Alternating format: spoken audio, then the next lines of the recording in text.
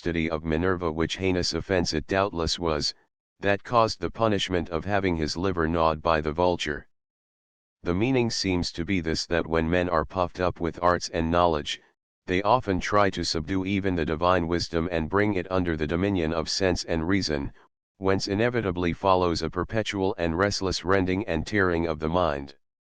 A sober and humble distinction must, therefore, be made betwixt divine and human things, and betwixt the oracles of sense and faith, unless mankind had rather choose an heretical religion, and a fictitious and romantic philosophy. 643 The last particular in the fable is the games of the torch, instituted to Prometheus, which again relates to arts and sciences, as well as the invention of fire, for the commemoration and celebration whereof these games were held. And here we have an extremely prudent admonition, directing us to expect the perfection of the sciences from succession, and not from the swiftness and abilities of any single person, for he who is fleetest and strongest in the course may perhaps be less fit to keep his torch alight, since there is danger of its going out from too rapid as well as from too slow a motion. 644 But this kind of contest, with the torch, seems to have been long dropped and neglected, the sciences appearing to have flourished principally in their first authors, as Aristotle, Galen, Euclid, Ptolemy, and c.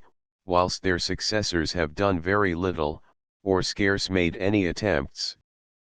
But it were highly to be wished that these games might be renewed, to the honor of Prometheus, or human nature, and that they might excite contest, emulation, and laudable endeavors, and the design meet with such success as not to hang tottering, tremulous, and hazarded, upon the torch of any single person. Mankind, therefore, should be admonished to rouse themselves, and try and exert their own strength and chance, and not place all their dependence upon a few men, whose abilities and capacities, perhaps, are not greater than their own. These are the particulars which appear to us shadowed out by this trite and vulgar fable, though without denying that there may be contained in it several intimations that have a surprising correspondence with the Christian mysteries.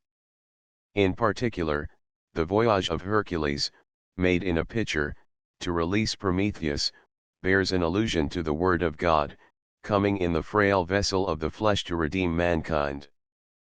But we indulge ourselves no such liberties as these, for fear of using strange fire at the altar of the Lord. XXVII Icarus and Scylla and Charybdis, or the Middle Way. Explained of mediocrity in natural and moral philosophy. Mediocrity, or the holding a middle course, has been highly extolled in morality, but little in matters of science, though no less useful and proper here, whilst in politics it is held suspected, and ought to be employed with judgment. The ancients described mediocrity in manners by the course prescribed to Icarus, and in matters of the understanding by the steering betwixt Scylla and Charybdis, on account of the great difficulty and danger in passing those straits. Icarus, being to fly across the sea, was ordered by his father neither to soar too high nor fly too low, for, as his wings were fastened together with wax, there was danger of its melting by the sun's heat in too high a flight, and of its becoming less tenacious by the moisture if he kept too near the vapor of the sea. But he, with a juvenile confidence, soared aloft, and fell down headlong. Explanation: the fable is vulgar, and easily interpreted, for the path of virtue lies straight between excess on the one side, and defect on the other. And no wonder that excess should prove the bane of Icarus, exulting in juvenile strength and vigor, for excess is the natural vice of youth, as defect is that of old age, and if a man must perish by either, Icarus chose the better of the two, for all defects are justly esteemed more depraved than excesses. There is some magnanimity in excess, that, like a bird, claims kindred with the heavens, but defect is a reptile, that basely crawls upon the earth. It was excellently said by Heraclitus, a dry light makes the best soul, for if the soul contracts moisture from the earth, it perfectly degenerates and sinks. On the other hand, moderation must be observed, to prevent this fine light from burning, by its too great subtility and dryness. But these observations are common. In matters of the understanding, it requires great skill and a particular felicity to steer clear of Scylla and Charybdis. If the ship strikes upon Scylla, it is dashed in pieces against the rocks, if upon Charybdis, it is swallowed outright. This allegory is pregnant with matter, but we shall only observe the force of it lies here, that a mean be observed in every doctrine and science, and in the rules and axioms thereof, between the rocks of distinctions and the whirlpools of universalities, for these two are the bane and shipwreck of fine geniuses and arts. XXVII Sphinx, or Science. Explained of the sciences. They relate that Sphinx was a monster, variously formed, having the face and voice of a virgin, the wings of a bird, and the talons of a griffin. She resided on the top of a mountain, near the city Thebes, and also beset the highways. Her manner was to lie in ambush and seize the travelers, and having them in her power, to propose to them certain dark and perplexed riddles, which it was thought she received from the Muses, and if her wretched captives could not solve and interpret these riddles, she, with great cruelty, fell upon them, in their hesitation and confusion, and tore them to pieces. This plague having reigned a long time, the Thebans at length offered their kingdom to the man who could interpret her riddles, there being no other way to subdue her. Oedipus, a penetrating and prudent man, though lame in his feet, excited by so great a reward, accepted the condition, and with a good assurance of mind, cheerfully presented himself before the monster, who directly asked him, what creature that was, which, being born four-footed, afterwards became two-footed, then three-footed, and lastly four-footed again.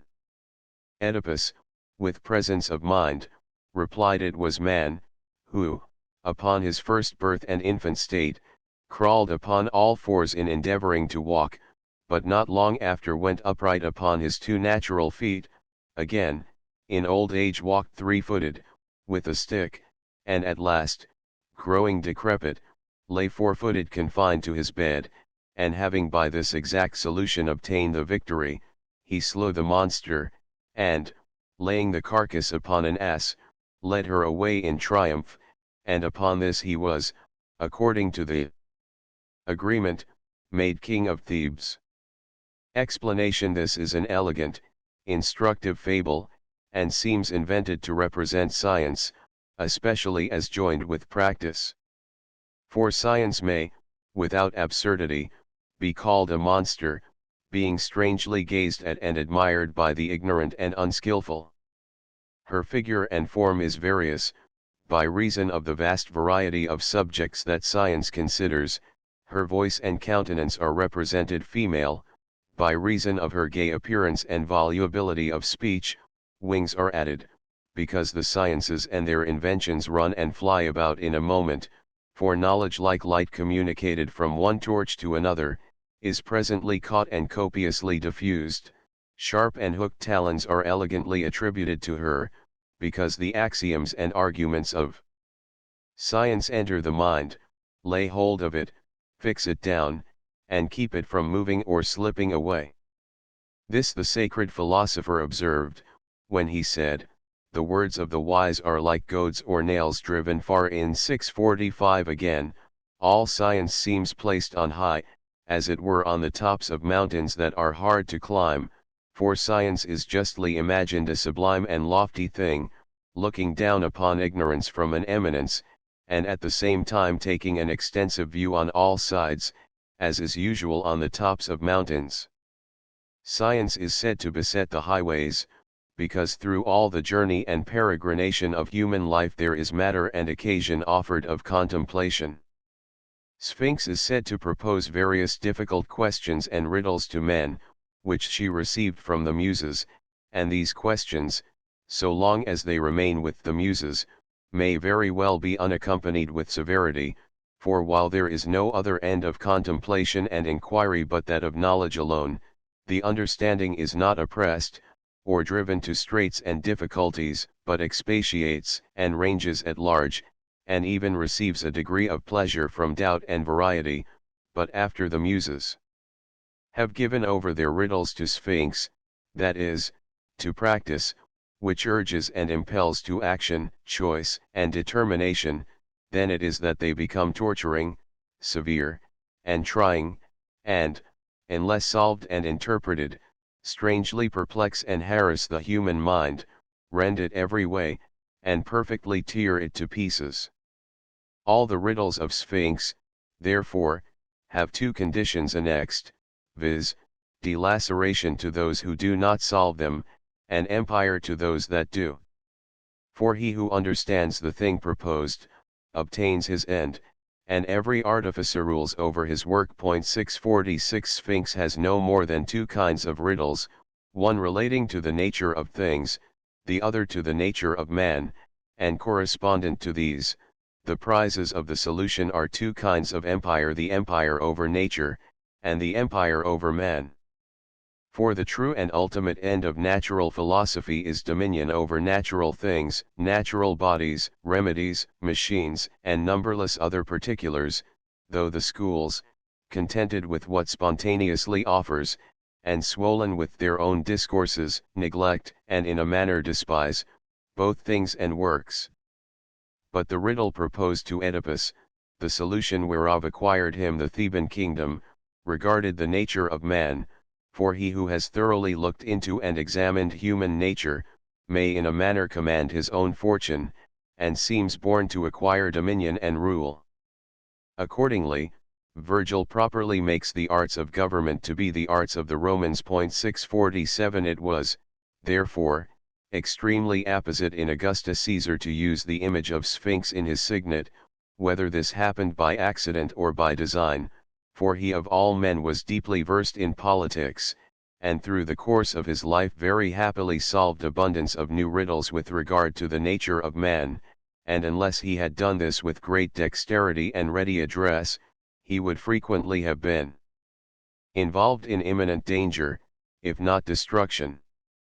It is with the utmost elegance added in the fable, that when Sphinx was conquered, her carcass was laid upon an ass, for there is nothing so subtle and abstruse, but after being once made plain, intelligible, and common, it may be received by the slowest capacity.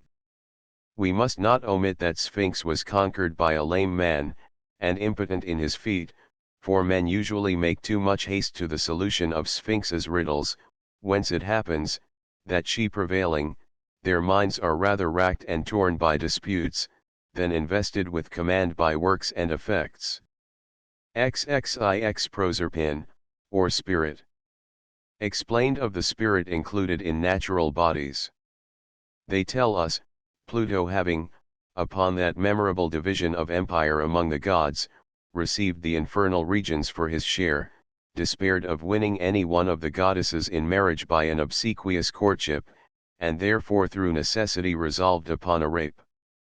Having watched his opportunity, he suddenly seized upon Proserpine, a most beautiful virgin, the daughter of Ceres, as she was gathering narcissus flowers in the meads of Sicily, and hurrying her to his chariot, carried her with him to the subterraneal regions, where she was treated with the highest reverence, and styled the Lady of Dis. But Ceres, missing her only daughter, whom she extremely loved, grew pensive and anxious beyond measure, and taking a lighted torch in her hand, wandered the world over in quest of her daughter, but all to no purpose, till, suspecting she might be carried to the infernal regions, she, with great lamentation and abundance of tears, importuned Jupiter to restore her, and with much ado prevailed so far as to recover and bring her away, if she had tasted nothing there. This proved a hard condition upon the mother, for Proserpine was found to have eaten 3 kernels of a pomegranate. Ceres, however, desisted not, but fell to her entreaties and lamentations afresh, insomuch that at last it was indulged her that Proserpine should divide the year betwixt her husband and her mother, and live 6 months with the one and as many with the other. After this, Theseus and Peirithous, with uncommon audacity, attempted to force Proserpine away from Pluto's bed, but happening to grow tired in their journey, and resting themselves upon a stone in the realms below, they could never rise from it again, but remained sitting there forever.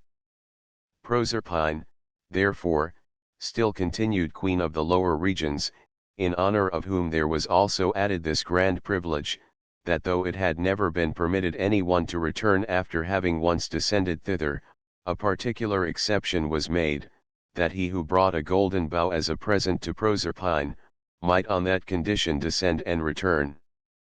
This was an only bough that grew in a large dark grove, not from a tree of its own, but like the mistletoe from another, and when plucked away a fresh one always shot out in its stead.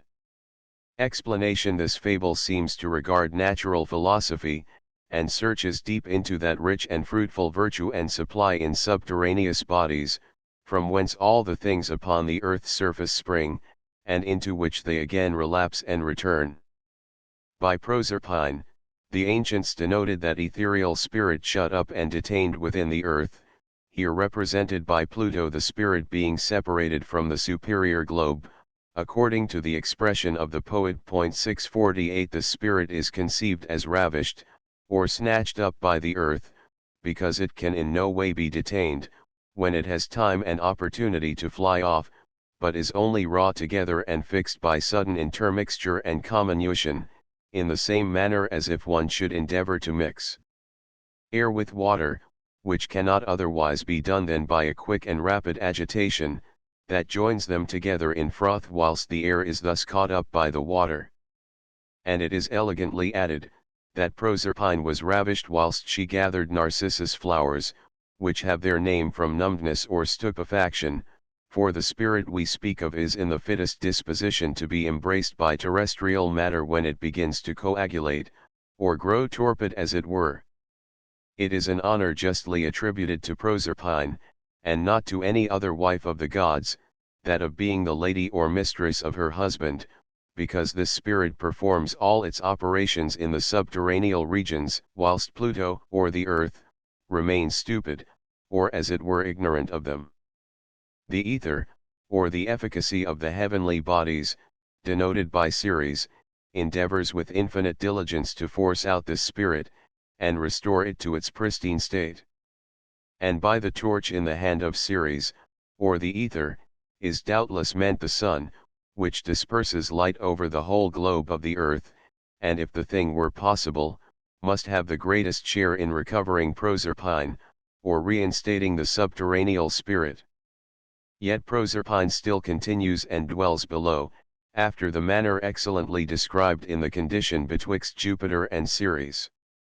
For first, it is certain that there are two ways of detaining the spirit, in solid and terrestrial matter, the one by condensation or obstruction, which is mere violence and imprisonment, the other by administering a proper aliment, which is spontaneous and free.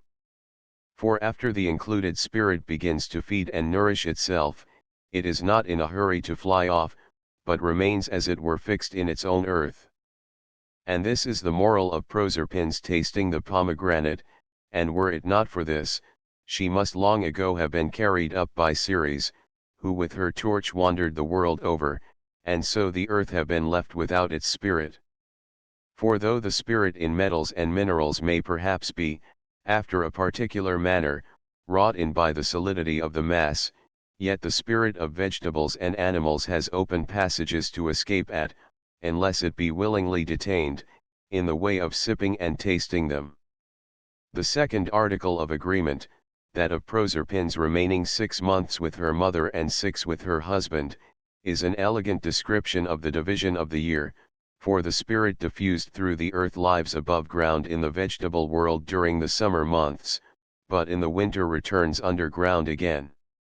The attempt of Theseus and Peirithous to bring Proserpine away, denotes that the more subtle spirits, which descend in many bodies to the earth, may frequently be unable to drink in, unite with themselves, and carry off the subterraneous spirit, but on the contrary be coagulated by it, and rise no more, so as to increase the inhabitants and add to the dominion of Proserpine. 649 The alchemists will be apt to fall in with our interpretation of the golden bough, whether we will or no, because they promise golden mountains, and the restoration of natural bodies from their stone, as from the gates of Pluto, but we are well assured that their theory had no just foundation, and suspect they have no very encouraging or practical proofs of its soundness.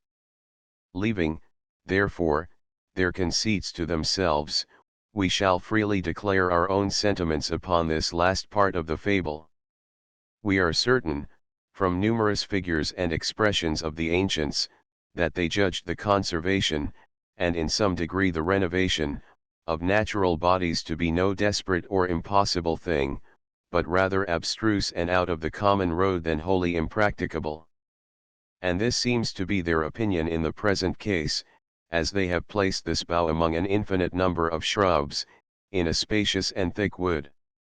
They supposed it of gold, because gold is the emblem of duration. They feigned it adventitious, not native, because such an effect is to be expected from art, and not from any medicine or any simple or mere natural way of working. XXX Metis, or counsel. Explained of princes and their counsel. The ancient poets relate that Jupiter took Metis to wife, whose name plainly denotes counsel, and that he, perceiving she was pregnant by him, would by no means wait the time of her delivery, but directly devoured her, whence himself also became pregnant, and was delivered in a wonderful manner, for he from his head or brain brought forth Pallas armed. Explanation. This fable, which in its literal sense appears monstrously absurd, seems to contain a state secret, and shows with what art kings usually carry themselves towards their council, in order to preserve their own authority and majesty not only inviolate, but so as to have it magnified and heightened among the people.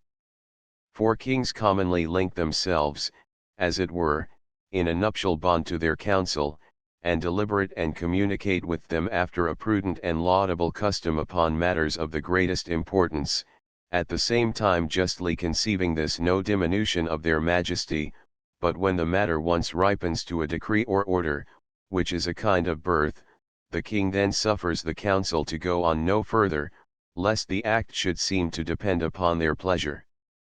Now, therefore, the king usually assumes to himself whatever was wrought, elaborated, or formed, as it were, in the womb of the council, unless it be a matter of an invidious nature, which he is sure to put from him, so that the decree and the execution shall seem to flow from himself. 650 And as this decree or execution proceeds with prudence and power, so as to imply necessity, it is elegantly wrapped up under the figure of Pallas armed. Nor are kings content to have this seem the effect of their own authority, free will, and uncontrollable choice, unless they also take the whole honor to themselves, and make the people imagine that all good and wholesome decrees proceed entirely from their own head, that is, their own sole prudence and judgment. XXXI The Sirens, or pleasures. Explained of men's passion for pleasures.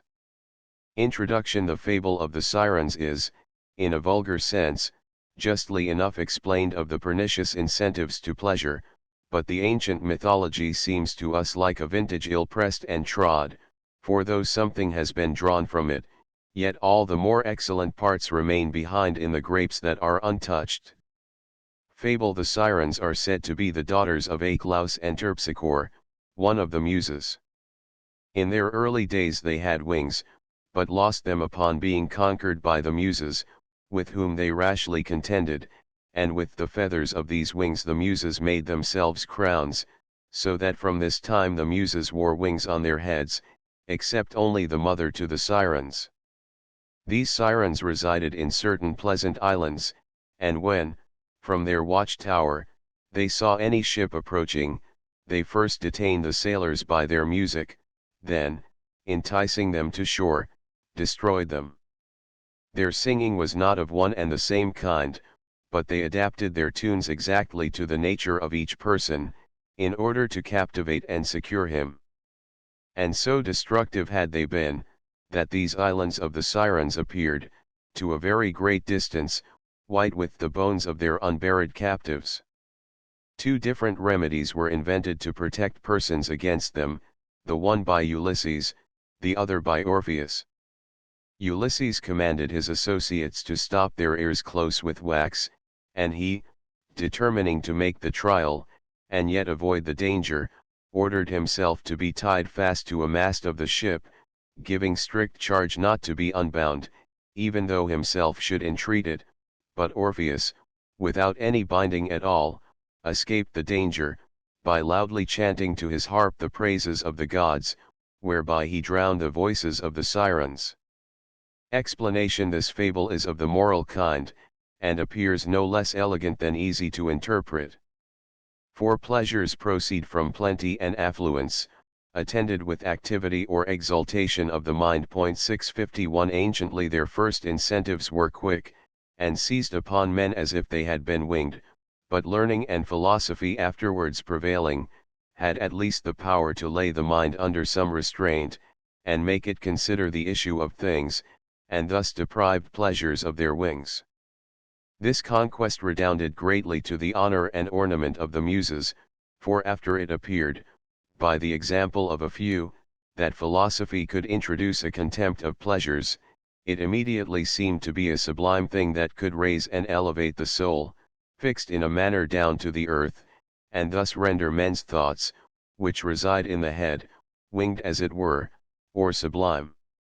Only the mother of the Sirens was not thus plumed on the head, which doubtless denotes superficial learning, invented and used for delight and levity, an eminent example whereof we have in Petronius, who, after receiving sentence of death, still continued his gay frothy humor, and as Tacitus observes, used his learning to solace or divert himself, and instead of such discourses as give firmness and constancy of mind, read nothing but loose poems and verses. 652 Such learning as this seems to pluck the crowns again from the Muses' heads, and restore them to the Sirens.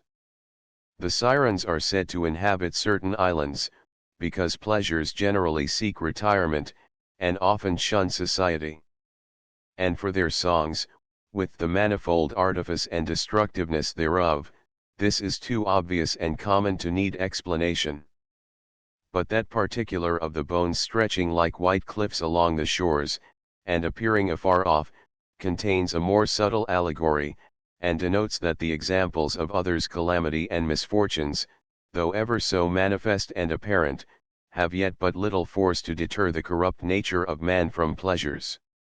The allegory of the remedies against the Sirens is not difficult, but very wise and noble. It proposes, in effect, 3 remedies, as well against subtle as violent mischiefs, 2 drawn from philosophy and 1 from religion. The first means of escaping is to resist the earliest temptation in the beginning, and diligently avoid and cut off all occasions that may solicit or sway the mind, and this is well represented by shutting up the ears, a kind of remedy to be necessarily used with mean and vulgar minds, such as the retinue of Ulysses. But nobler spirits may converse, even in the midst of pleasures, if the mind be well guarded with constancy and resolution. And thus some delight to make a severe trial of their own virtue, and thoroughly acquaint themselves with the folly and madness of pleasures, without complying or being wholly given up to them, which is what Solomon professes of himself when he closes the account of all the numerous pleasures he gave a loose to, with this expression, "But wisdom still continued with me." Such heroes in virtue may, therefore, remain unmoved by the greatest incentives to pleasure, and stop themselves on the very precipice of danger, if, according to the example of Ulysses, they turn a deaf ear to pernicious counsel, and the flatteries of their friends and companions, which have the greatest power to shake and unsettle the mind. But the most excellent remedy, in every temptation, is that of Orpheus, who, by loudly chanting and resounding the praises of the gods, confounded the voices, and kept himself from hearing the music of the Sirens, for divine contemplations exceed the pleasures of sense, not only in power but also in sweetness. Footnotes, 1 by B. Montague. Appendix, Note 3, 1. 2 Baconiana, 201. 3 Bacon's Apophthegms. 4 It is not surprising that ladies then received an education rare in our own times. It should be remembered that in the 16th century Latin was the language of courts and schools, of diplomacy, politics, and theology. It was the universal language, and there was then no literature in the modern tongues, except the Italian. Indeed, all knowledge, ancient and modern, was conveyed to the world in the language of the ancients. The great productions of Athens and Rome were the intellectual all of our ancestors down to the middle of the 16th century. 5 Prospetto del Memoriano dei Lincei de F. Cancellieri. Roma, 1823. This fact is quoted by Monsieur Cousin, in a note to his Fragments de Philosophie Cartésienne. 6 Sir Robert Cecil. 7 Gray's Inn is one of the 4 inns or companies for the study of law. 8 King's or Queen's Counsel are barristers that plead for the government. They receive fees but no salary. The first were appointed in the reign of Charles II. Queen's Counsel Extraordinary was a title peculiar to Bacon, granted, as the patent specially states, honoris causa. 9 Letter to Lord Burleigh. 10 The Solicitor General is a law officer inferior in rank to the Attorney General, with whom he is associated in the management of the law business of the Crown. He pleads also for private individuals, but not against government. He has a small salary, but very considerable fees. The salary in Bacon's time was but £70. 11 Bacon was, like other courtiers, in the habit of presenting the Queen with a New Year's gift. On one occasion, it was a white satin petticoat embroidered with snakes and fruitage, as emblems of wisdom and beauty. The donors varied in rank from the Lord Keeper down to the dustman. 12 Essays. 13 The Attorney General is the public prosecutor on behalf of the Crown, where the state is actually and not nominally the prosecutor. He pleads also as a barrister in private causes, provided they are not against the government. As he receives a fee for every case in which the government is concerned, his emoluments are considerable, but he has no salary. His official position secures to him the best practice at the bar. The salary was, in Bacon's time, but 81 lixs8d per annum, but the situation yielded him £6,000 yearly. 14 Preliminary Discourse on the Study of Natural Philosophy. 15 Essay 16.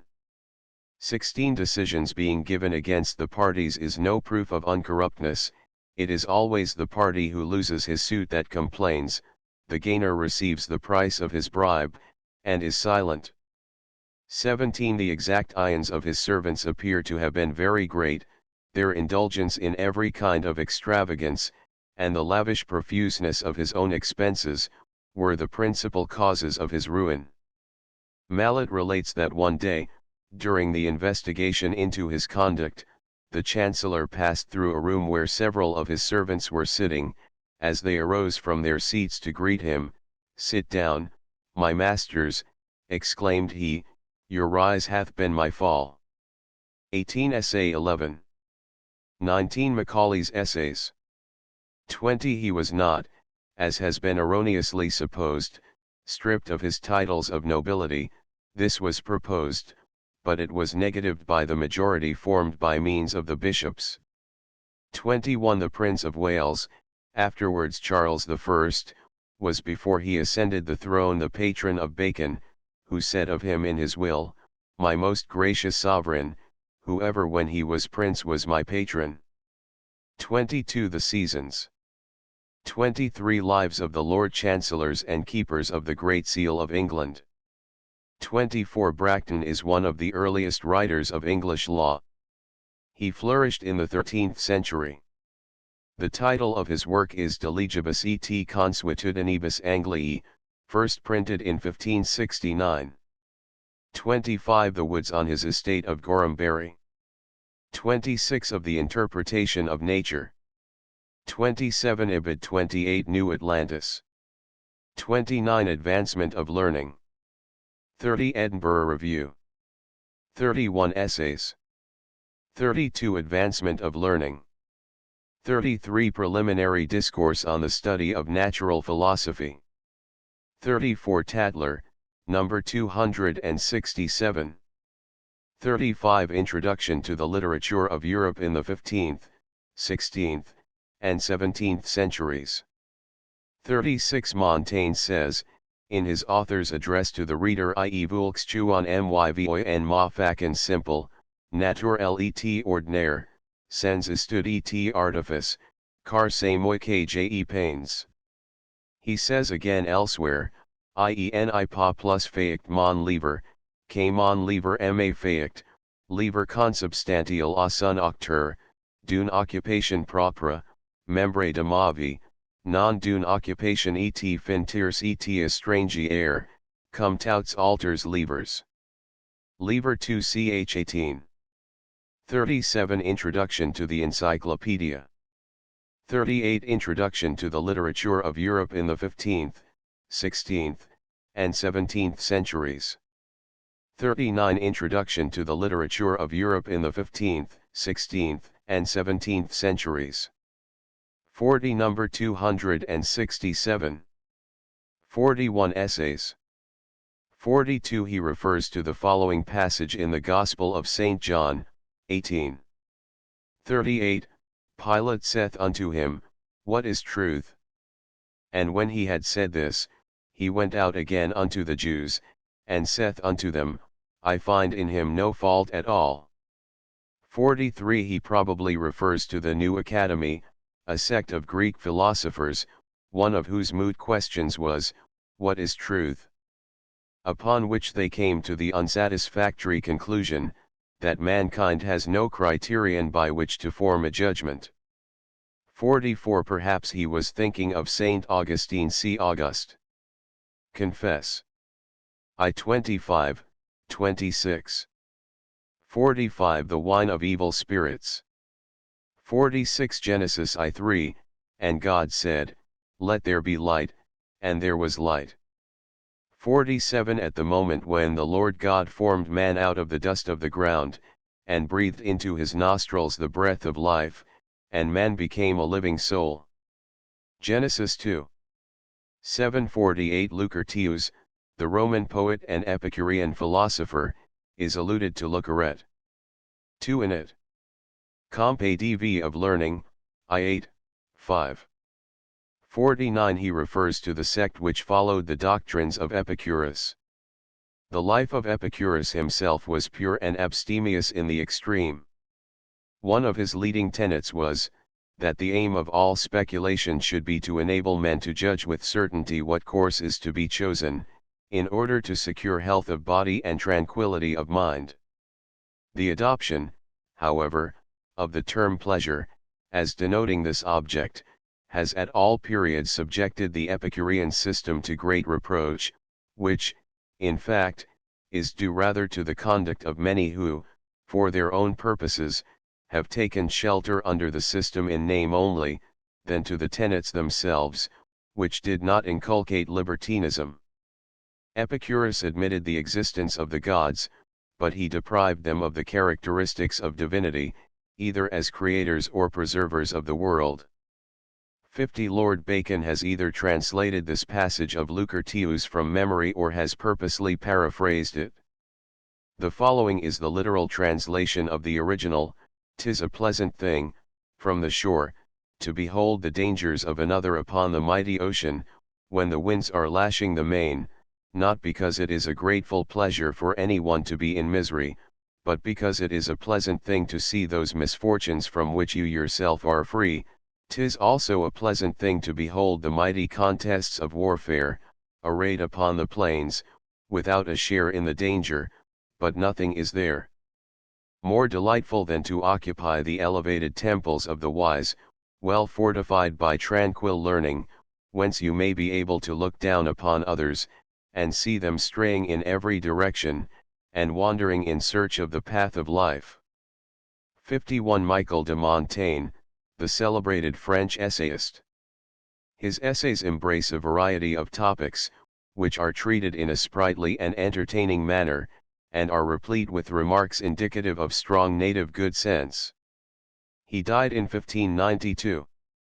The following quotation is from the second book of the Essays, c. 18, lying is a disgraceful vice, and one that Plutarch, an ancient writer, paints in most disgraceful colors, when he says that it is affording testimony that one first despises God, and then fears men. It is not possible more happily to describe its horrible, disgusting, and abandoned nature, for, can we imagine anything more vile than to be cowards with regard to men, and brave with regard to God? 52. St. Luke 18. 8. Nevertheless, when the Son of Man cometh, shall he find faith upon the earth? 53. A portion of this essay is borrowed from the writings of Seneca. See his letters to Lucilius, b4. EP 24 and 82. 54. The array of the deathbed has more terrors than death itself. This quotation is from Seneca. 55. He probably alludes to the custom of hanging the room in black where the body of the deceased lay, a practice much more usual in Bacon's time than at the present day. 56. Tacit. History 2. 49. 57. Ad Lucile. 77. 58. Reflect how often you do the same things. A man may wish to die, not only because either he is brave or wretched, but even because he is surfeited with life. 59. Livia, mindful of our union, live on, and fare thee well. Suet. August. Vit. C. 100. 60. His bodily strength and vitality were now forsaking Tiberius, but not his duplicity. And 6.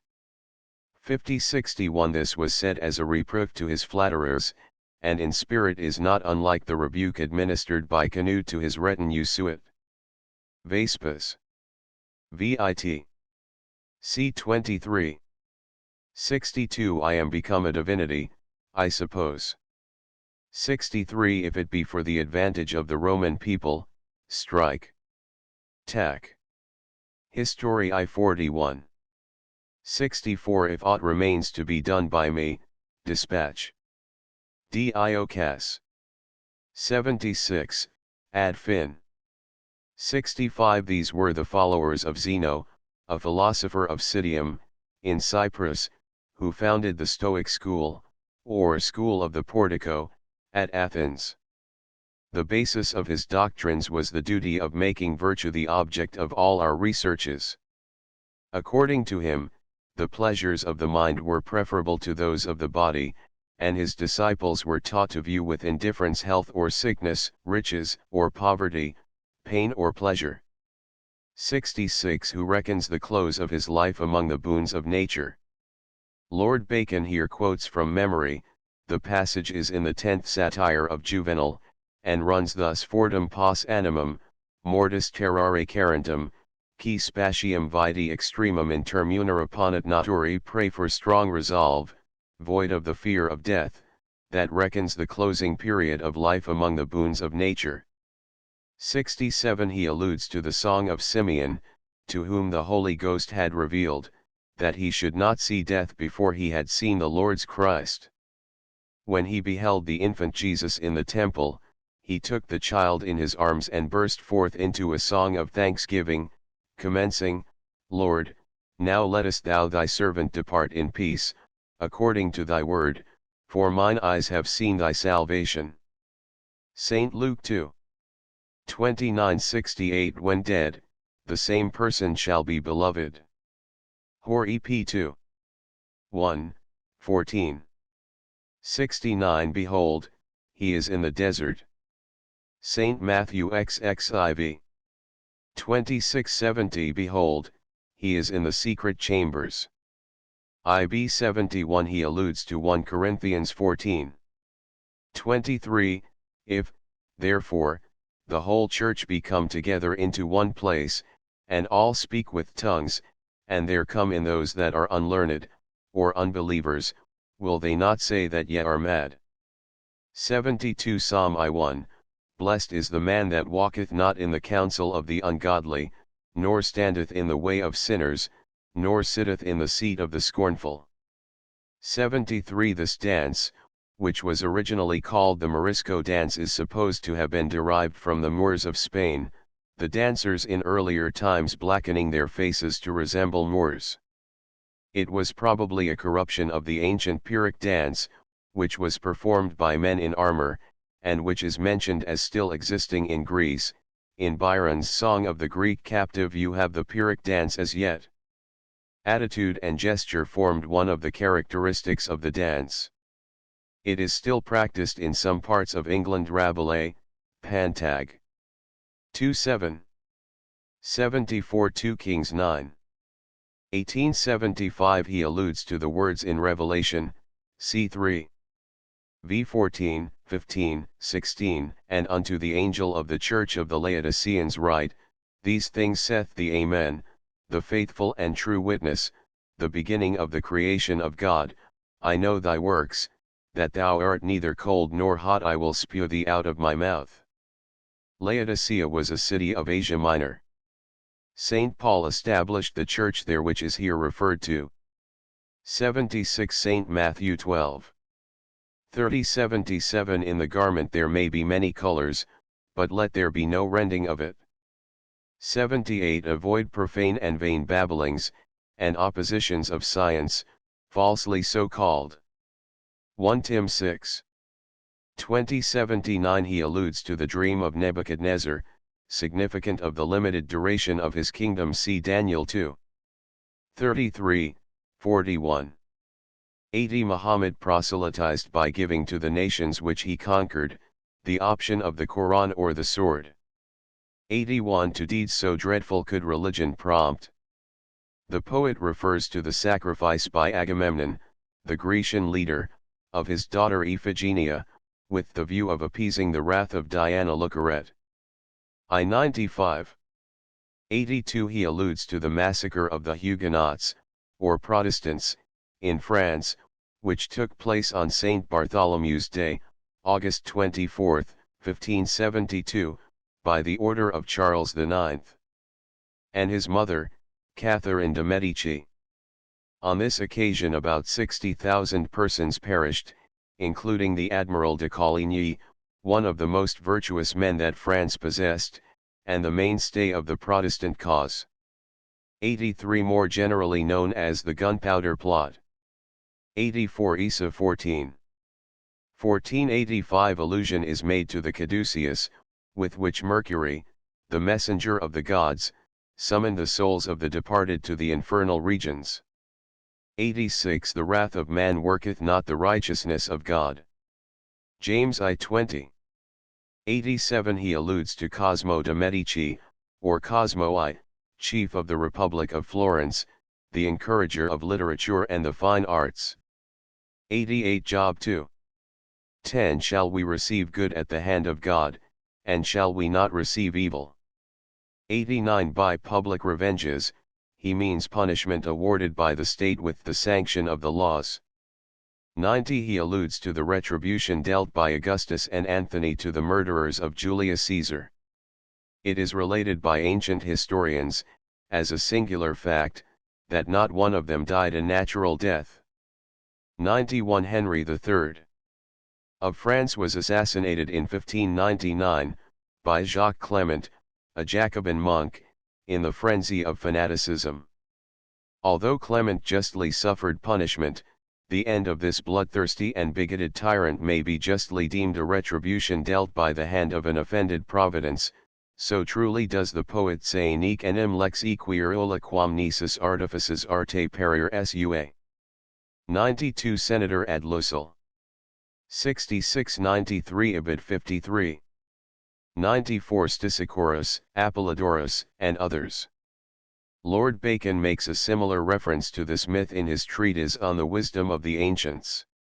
It is added with great elegance, to console and strengthen the minds of men, that this mighty hero, Hercules, sailed in a cup or Cerce, in order that they may not too much fear and allege the narrowness of their nature and its frailty, as if it were not capable of such fortitude and constancy, of which very thing Seneca argued well, when he said, "It is a great thing to have at the same time the frailty of a man, and the security of a god."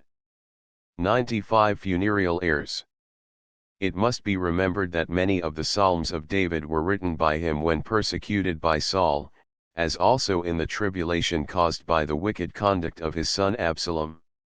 Some of them, too, though called the Psalms of David, were really composed by the Jews in their captivity at Babylon, as, for instance, the 137th Psalm, which so beautifully commences, "By the waters of Babylon there we sat down." One of them is supposed to be the composition of Moses. 96 This fine passage beginning at prosperity is the blessing, which was not published till 1625, 28 years after the first essays, has been quoted by Macaulay, with considerable justice, as a proof that the writer's fancy did not decay with the advance of old age, and that his style in his later years became richer and softer. The learned critic contrasts this passage with the terse style of the Essay of Studies, Essay 50, which was published in 1597. 97 Tack. NV 1.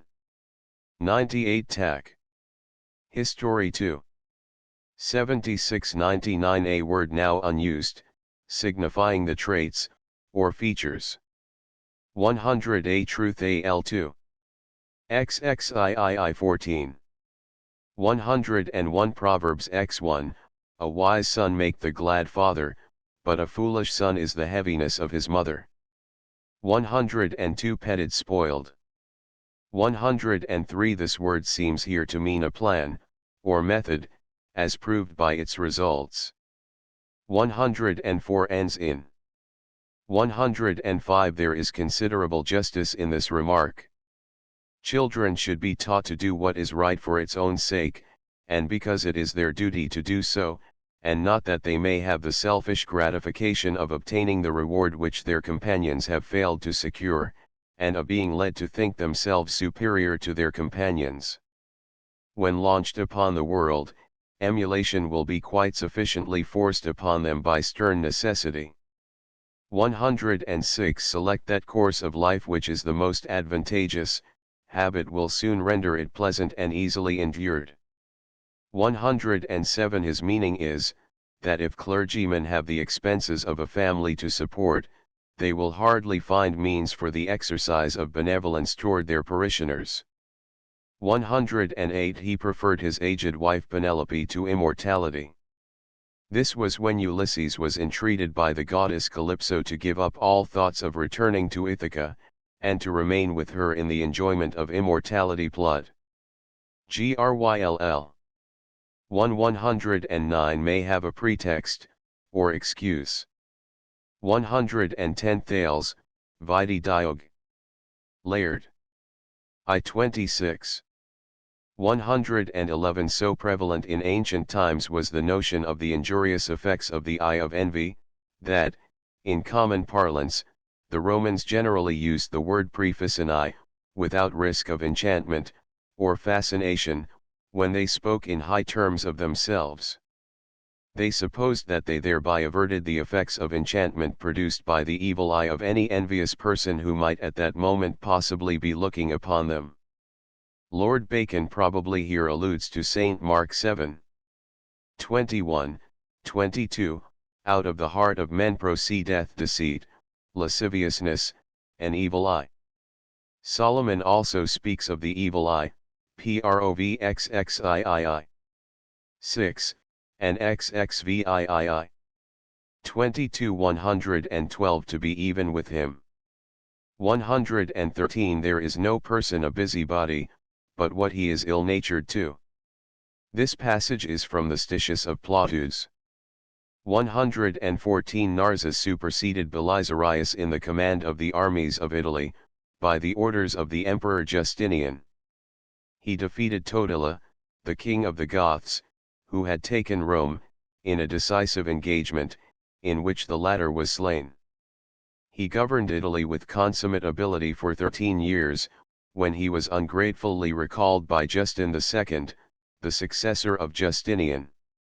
115 Tamerlane, or Timur, was a native of Samarkand, of which territory he was elected emperor. He overran Persia, Georgia, Hindustan, and captured Bajazet, the valiant Sultan of the Turks, at the Battle of Angora, 1402, whom he is said to have enclosed in a cage of iron. His conquests extended from the Irtish and Volga to the Persian Gulf, and from the Ganges to the Grecian archipelago. While preparing for the invasion of China, he died, in the 70th year of his age, AD 1405. He was tall and corpulent in person, but was maimed in one hand, and lame on the right side. 116 Spartian Vit. Adrian, 15. 117 comes under the observation. 118 by a leap, i.e. over the heads of others. 119 How vast the evils we endure. 120 He probably alludes to the custom of the Athenians, who frequently ostracized or banished by vote their public men, lest they should become too powerful. 121 From in and video to look upon, with reference to the so-called evil eye of the envious. 122 Envy keeps no holidays. 123 C. Street Matthew 13. 25 124 Beholden. 125 He iniquitously attempted to obtain possession of the person of Virginia, who was killed by her father Virginius, to prevent her from falling a victim to his lust. This circumstance caused the fall of the Decemviri at Rome, who had been employed in framing the code of laws afterwards known as the Laws of the 12 Tables. They narrowly escaped being burned alive by the infuriated populace. 126 We are a sufficient theme for contemplation, the one for the other. Senator Epist Mor 1. 7, ALL 3. 6, Pope seems, notwithstanding the censure of Bacon, to have been of the same opinion with Epicurus. Know then thyself, presume not God to scan, the proper study for mankind is man. Essay on Man, EP 2. 1-2. Indeed, Lord Bacon seems to have misunderstood the saying of Epicurus, who did not mean to recommend man as the sole object of the bodily vision, but as the proper theme for mental contemplation. 127 Amuri et sapere vix deo conceditor pub seer sent. 15, AL2 Pro. 10, 128 He refers here to the judgment of Paris, mentioned by Ovid in his epistles, of the heroines. 129 Montaigne has treated the subject before Bacon, under the title of De l'Incommodité de la grandeur. B3 ch 7. 130 Since you are not what you were, there is no reason why you should wish to live. 131 Death presses heavily upon him, who, well known to all others, dies unknown to himself. Senator Thyest. 401. 132 And God turned to behold the works which his hands had made, and he saw that everything was very good. See General I 31. 133 As a matter of course. 134 Too great easiness of access. 135 Predilections that are undeserved. 136 Proverbs XXVIII. 21 The whole passage stands thus in our version, He that maketh haste to be rich shall not be innocent. To have respect of persons is not good, for a piece of bread, that man will transgress. 137 By the consent of all he was fit to govern, if he had not governed. 138 Of the emperors, Vespasian alone changed for the better after his accession. Tac.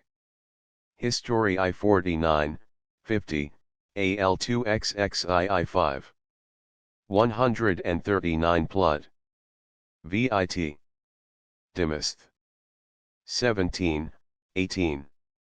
140 It is not improbable that this passage suggested Pope's beautiful lines in the Essay on Man, EPI 125-28. Pride still is aiming at the blessed abodes, men would be angels, angels would be gods. Aspiring to be gods, if angels fell, aspiring to be angels, men rebel. 141 Augur Gislain Busbeck, or Busbequius, a learned traveller, born at Cummins, in Flanders, in 1522. He was employed by the Emperor Ferdinand as ambassador to the Sultan Suleiman II. He was afterwards ambassador to France, where he died, in 1592. His letters relative to his travels in the East, which are written in Latin, contain much interesting information. They were the pocket companion of Gibbon, and are highly praised by him. 142 In this instance the stork or crane was probably protected, not on the abstract grounds mentioned in the text, but for reasons of state policy and gratitude combined. In eastern climates the cranes and dogs are far more efficacious than human agency in removing filth and offal, and thereby diminishing the chances of pestilence. Superstition, also, may have formed another motive, as we learn from a letter written from Adrianople, by Lady Montague, in 1718, that storks were held there in a sort of religious reverence, because they are supposed to make every winter the pilgrimage to Mecca. To say truth, they are the happiest subjects under the Turkish government, and are so sensible of their privileges, that they walk the streets without fear, and generally build their nests in the lower parts of the houses. Happy are those whose houses are so distinguished, as the vulgar Turks are perfectly persuaded that they will not be that year attacked either by fire or pestilence. Storks are still protected, by municipal law in Holland and roam unmolested about the marketplaces. 143 Niccolò Machiavelli, a Florentine statesman. He wrote discourses on the first decade of Livy, which were conspicuous for their liberality of sentiment, and just and profound reflections. This work was succeeded by his famous treatise, Il Principe, the Prince, his patron, Caesar Borgia, being the model of the perfect prince there described by him. The whole scope of this work is directed to one object: the maintenance of power, however acquired. Though its precepts are no doubt based upon the actual practice of the Italian politicians of that day, it has been suggested by some writers that the work was a covert exposure of the deformity of the shocking maxims that it professes to inculcate. The question of his motives has been much discussed, and is still considered open. The word Machiavellism has, however, been adopted to denote all that is deformed, insincere, and perfidious in politics. He died in great poverty, in the year 1527. 144 Vitae Disc. Sup. Live 2. 145 St. Matthew v 45. For he maketh his sun rise on the evil and on the good, and sendeth rain on the just and on the unjust.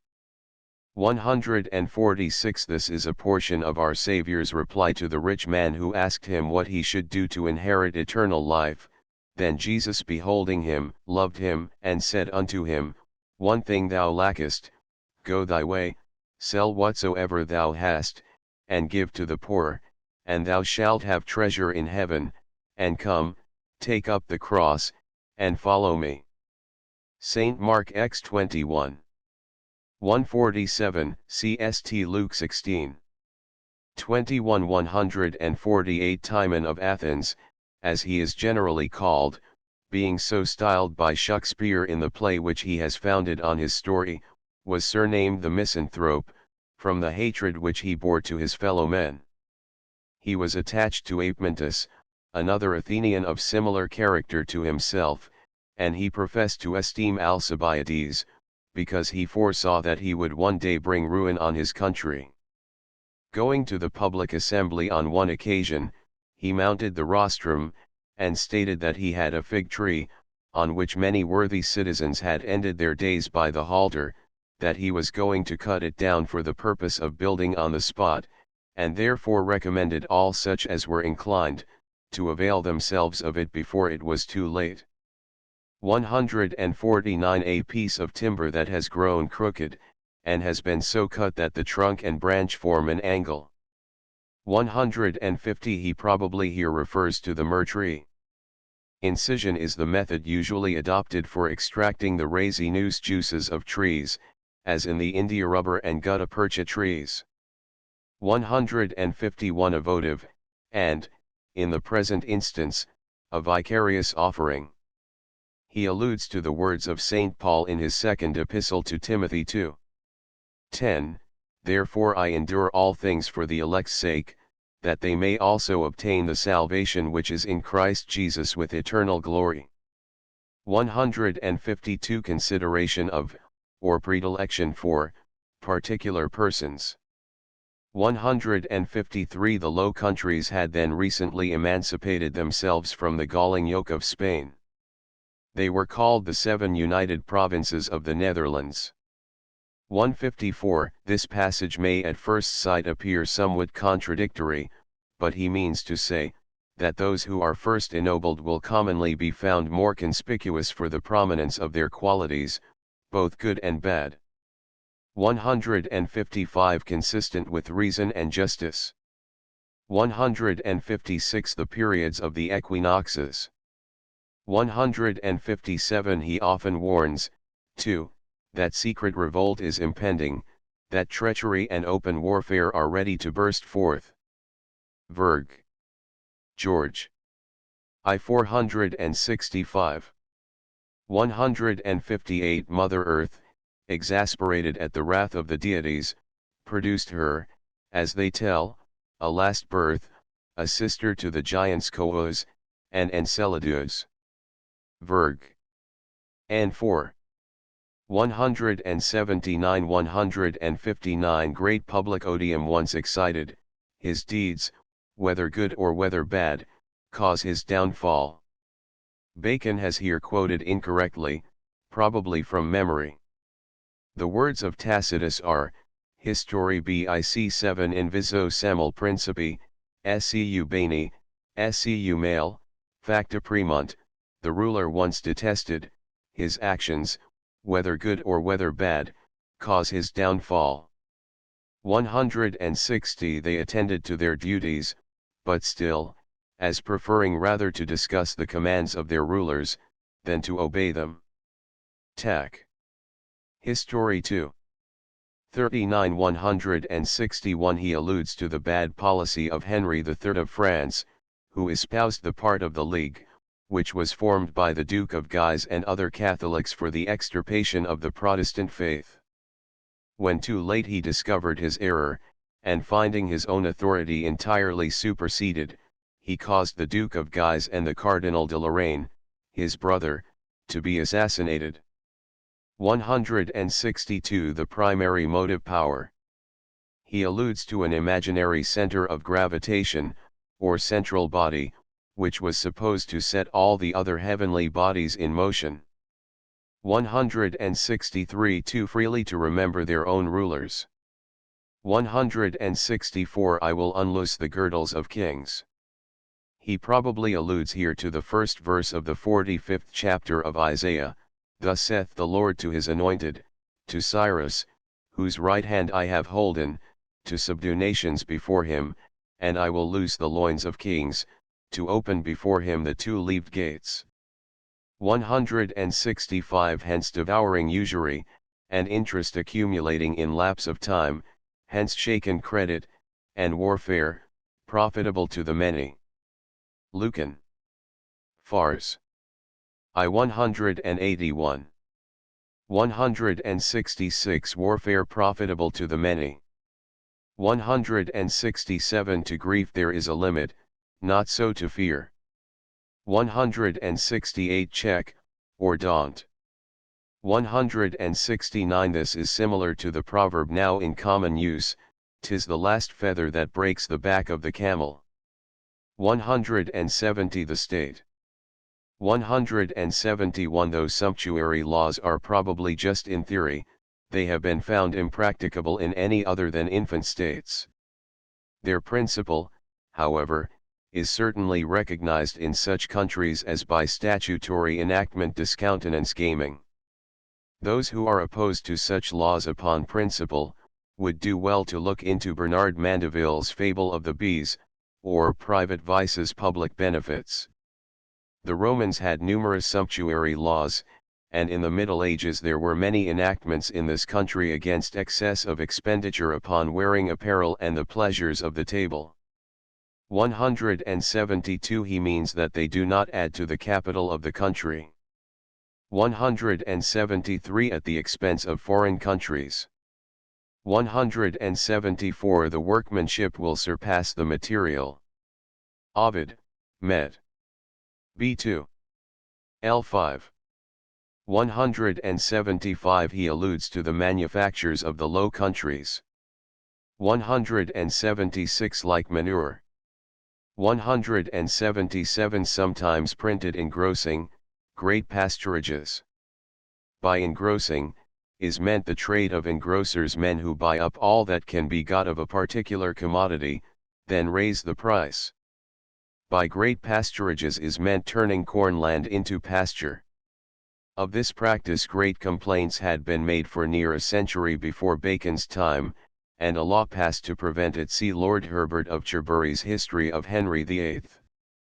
178 The myth of Pandora's box, which is here referred to, is related in the works and days of Hesiod. Epimetheus was the personification of afterthought, while his brother Prometheus represented forethought, or prudence.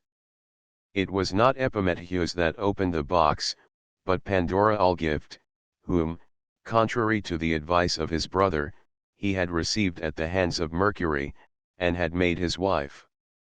In their house stood a closed jar, which they were forbidden to open. Till her arrival, this had been kept untouched, but her curiosity prompting her to open the lid, all the evils hitherto unknown to man flew out and spread over the earth, and she only shut it down in time to prevent the escape of Hope.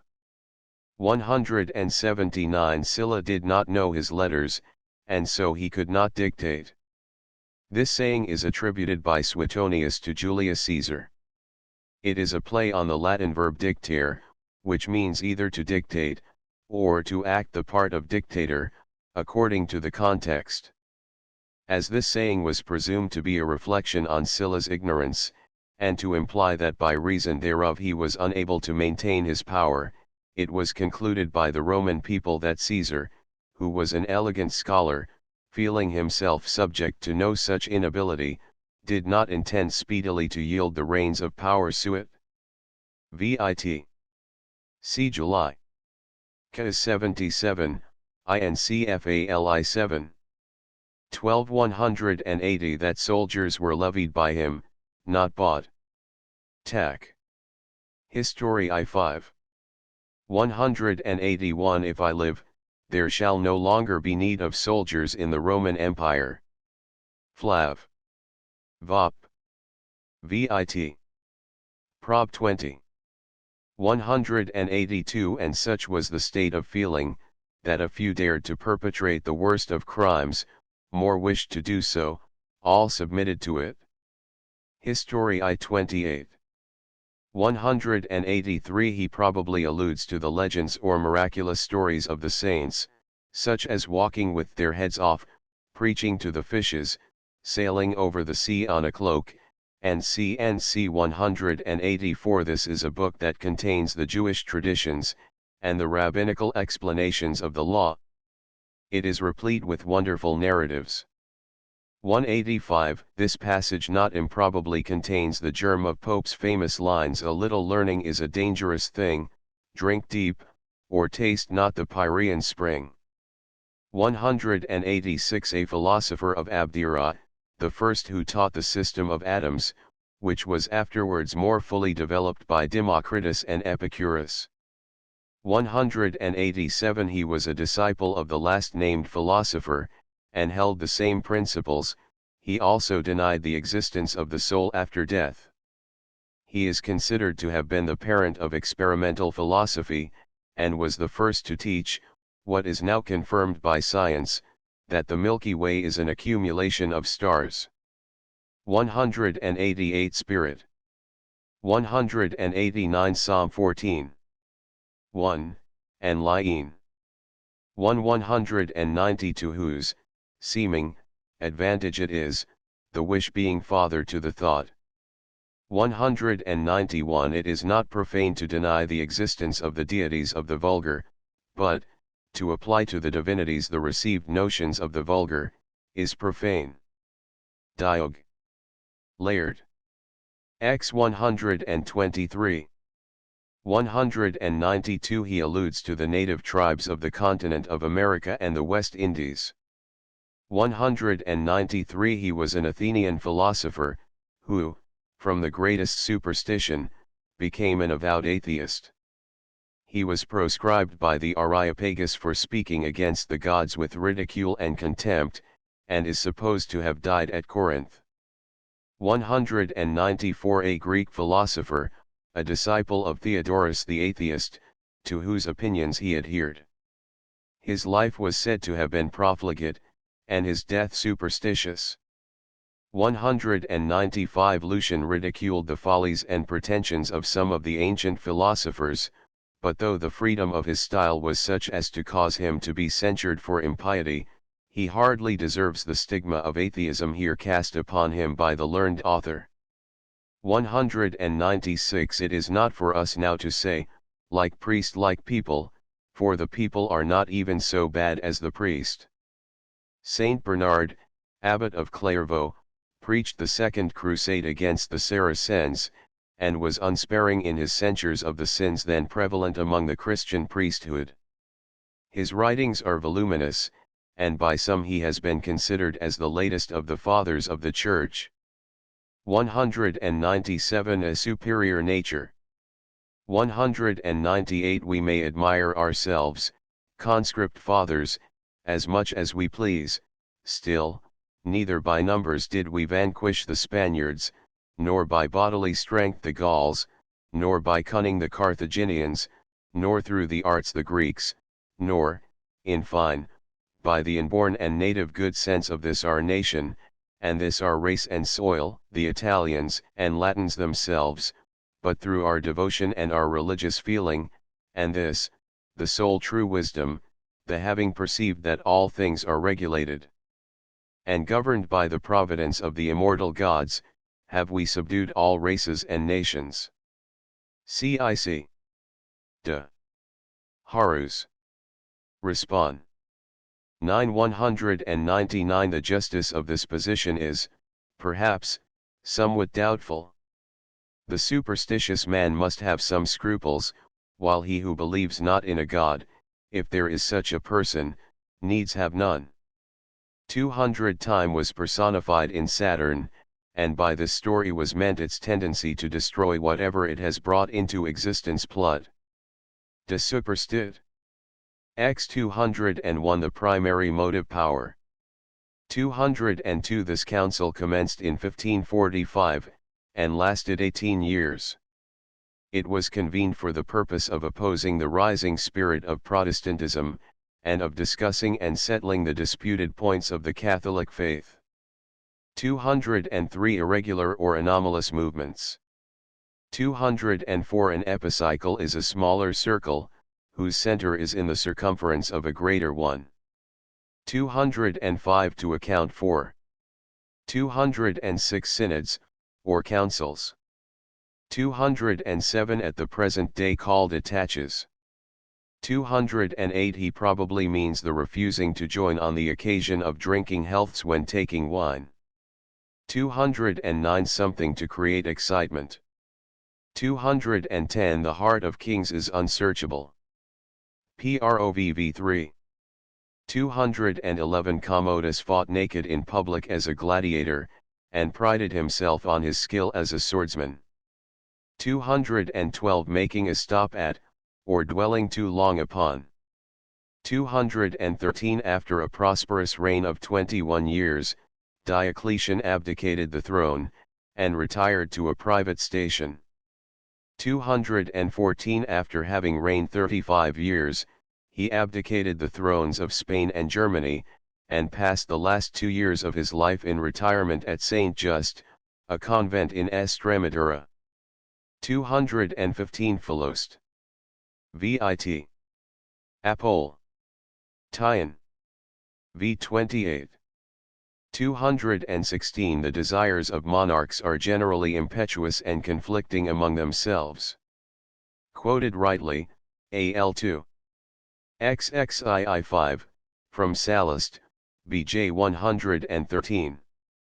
217 He was especially the rival of the Emperor Charles V, and was one of the most distinguished sovereigns that ever ruled over France. 218 An eminent historian of Florence. His great work, which is here alluded to, is The History of Italy during his own time, which is considered one of the most valuable productions of that age. 219 Spoken badly of. Livia was said to have hastened the death of Augustus, to prepare the accession of her son Tiberius to the throne. 220 Suleiman the Magnificent was one of the most celebrated of the Ottoman monarchs. He took the Isle of Rhodes from the Knights of St. John. He also subdued Moldavia, Wallachia, and the greatest part of Hungary, and took from the Persians Georgia and Baghdad. He died AD 1566. His wife Roxolana, who was originally a slave called Rosa or Hazathia, with the Pasha Rustan, conspired against the life of his son Mustafa, and by their instigation this distinguished prince was strangled in his father's presence. 221 The infamous Isabella of Anjou. 222 Adulteresses. 223 He, however, distinguished himself by taking Cyprus from the Venetians in the year 1571. 224 He was falsely accused by his brother Perseus of attempting to dethrone his father, on which he was put to death by the order of Philip, BC 180. 225 Anselm was Archbishop of Canterbury in the time of William Rufus and Henry I. Though his private life was pious and exemplary, through his rigid assertion of the rights of the clergy he was continually embroiled with his sovereign. Thomas à Becket pursued a similar course, but with still greater violence. 226 The great vessel that conveys the blood to the liver, after it has been enriched by the absorption of nutriment from the intestines. 227 This is an expression similar to our proverb, penny wise and pound foolish. 228 A subdivision of the Shire.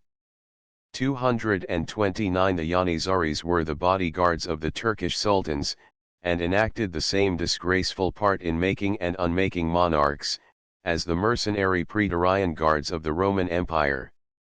230 Remember that thou art a man. 231 Remember that thou art a god.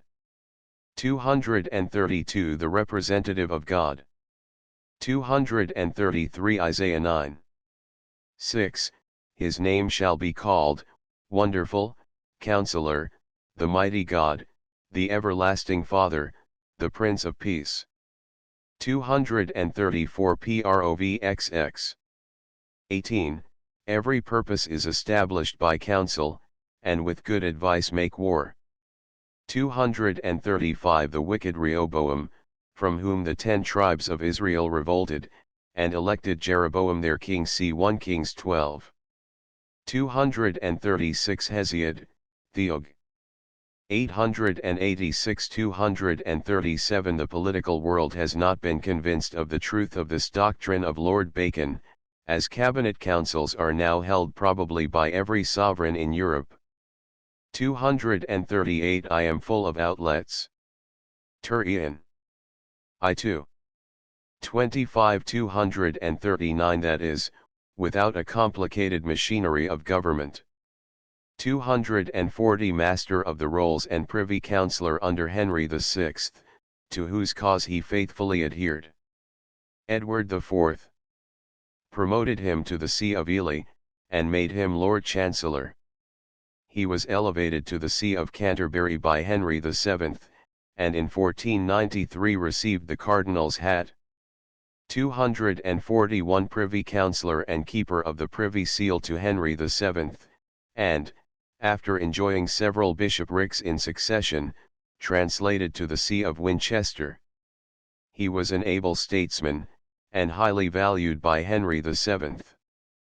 On the accession of Henry VIII, his political influence was counteracted by Wolsey, on which he retired to his diocese, and devoted the rest of his life to acts of piety and munificence. 242 before mentioned, relative to Jupiter and Métis. 243 remedied. 244 He shall not find faith upon the earth. Lord Bacon probably alludes to the words of our Saviour, St. Luke 18. 8, When the Son of Man cometh, shall he find faith upon the earth? 245 He means to say, that this remark was only applicable to a particular time, namely, the coming of Christ. The period of the destruction of Jerusalem was probably referred to. 246 'Tis the especial virtue of a prince to know his own men. 247 In his disposition, or inclination. 248 Liable to opposition from. 249 According to classes, or, as we vulgarly say, in the lump.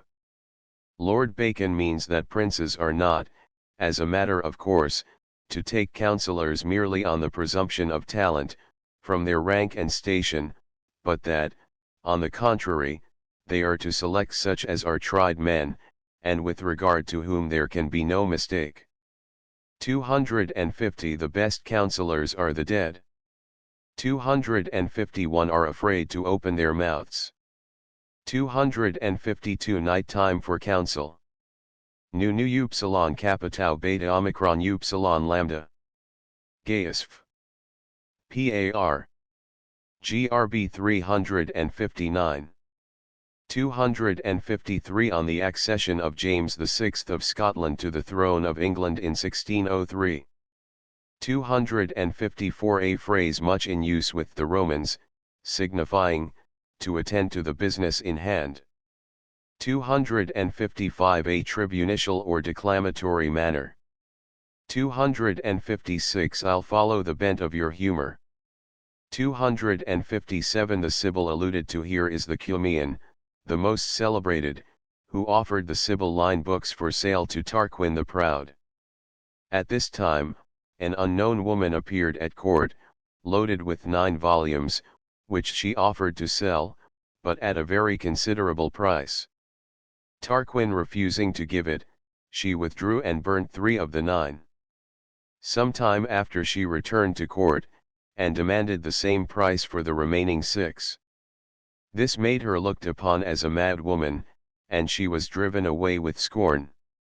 Nevertheless, having burnt the half of what were left, she came a third time, and demanded for the remaining 3 the same price which she had asked for the whole 9. The novelty of such a proceeding, made Tarquin curious to have the books examined. They were put, therefore, into the hands of the augurs, who, finding them to be the oracles of the Sibyl of Cumae, declared them to be an invaluable treasure. Upon this the woman was paid the sum she demanded, and she soon after disappeared, having first exhorted the Romans to preserve her books with care. Hooke's Roman History. 258 Bald head. He alludes to the common saying, take time by the forelock. 259 Faudate. 260 Ham. ILV 845. 261 Packing the cards is an admirable illustration of the author's meaning. It is a cheating exploit, by which knaves, who, perhaps, are inferior players, ensure to themselves the certainty of good hands. 262 Send them both naked among strangers, and then you will see. 263 This word is used here in its primitive sense of retail dealers. It is said to have been derived from a custom of the Flemings, who first settled in this country in the 14th century, stopping the passengers as they passed their shops, and saying to them, "Haber das, Herr. Will you take this, sir?" The word is now generally used as synonymous with linen draper. 264 To watch. 265 State. 266 Discussing matters. 267 He refers to the occasion when Nehemiah, on presenting the wine, as cupbearer to King Artaxerxes, appeared sorrowful, and, on being asked the reason of it, entreated the king to allow Jerusalem to be rebuilt. Nehemiah 2. 268 This can hardly be called a marriage, as, at the time of the intrigue, Messalina was the wife of Claudius, but she forced Caius Silius, of whom she was deeply enamored, to divorce his own wife, that she herself might enjoy his society. The intrigue was disclosed to Claudius by Narcissus, who was his freedman, and the pander to his infamous vices, on which Silius was put to death. Vide Tac. An 11. 29, Seq 269 To speak in his turn. 270 Be questioned upon. 271 Kept on good terms. 272 Desire it. 273 That he did not have various hopes in view, but solely the safety of the emperor. Tigellinus was the profligate minister of Nero, and Africanus Burrus was the chief of the Praetorian Guards. Tac. And 14. 57 274 As Nathan did, when he reproved David for his criminality with Bathsheba. 2 Samuel 12. 275 Use indirect stratagems. 276 He alludes to the old Cathedral of St. Paul, in London, which, in the 16th century, was a common lounge for idlers. 277 Movements, or springs. 278 Chances, or vicissitudes. 279 Enter deeply into. 280 Faults, or weak points. 281 The wise man gives heed to his own footsteps, the fool turneth aside to the snare. No doubt he here alludes to Ecclesiastes 14. 2, which passage is thus rendered in our version, "The wise man's eyes are in his head, but the fool walketh in darkness." 282 Mischievous. 283 It must be remembered that Bacon was not a favorer of the Copernican system. 284 Lovers of themselves without a rival. Ad. Chew Father 3. 285 Remedy. 286 Adapted to each other. 287 Injures or impairs. 288 A thing suspected. 289 He probably alludes to Jeremiah 6. 16, Thus saith the Lord, stand ye in the ways, and see, and ask for the old paths, where is the good way, and walk therein, and ye shall find rest for your souls. 290 That is, by means of good management. 291 It is supposed that he here alludes to Sir Amyas Paulet, a very able statesman, and the ambassador of Queen Elizabeth to the court of France. 292 Quotations. 293 Apologies. 294 Boasting. 295 Prejudice.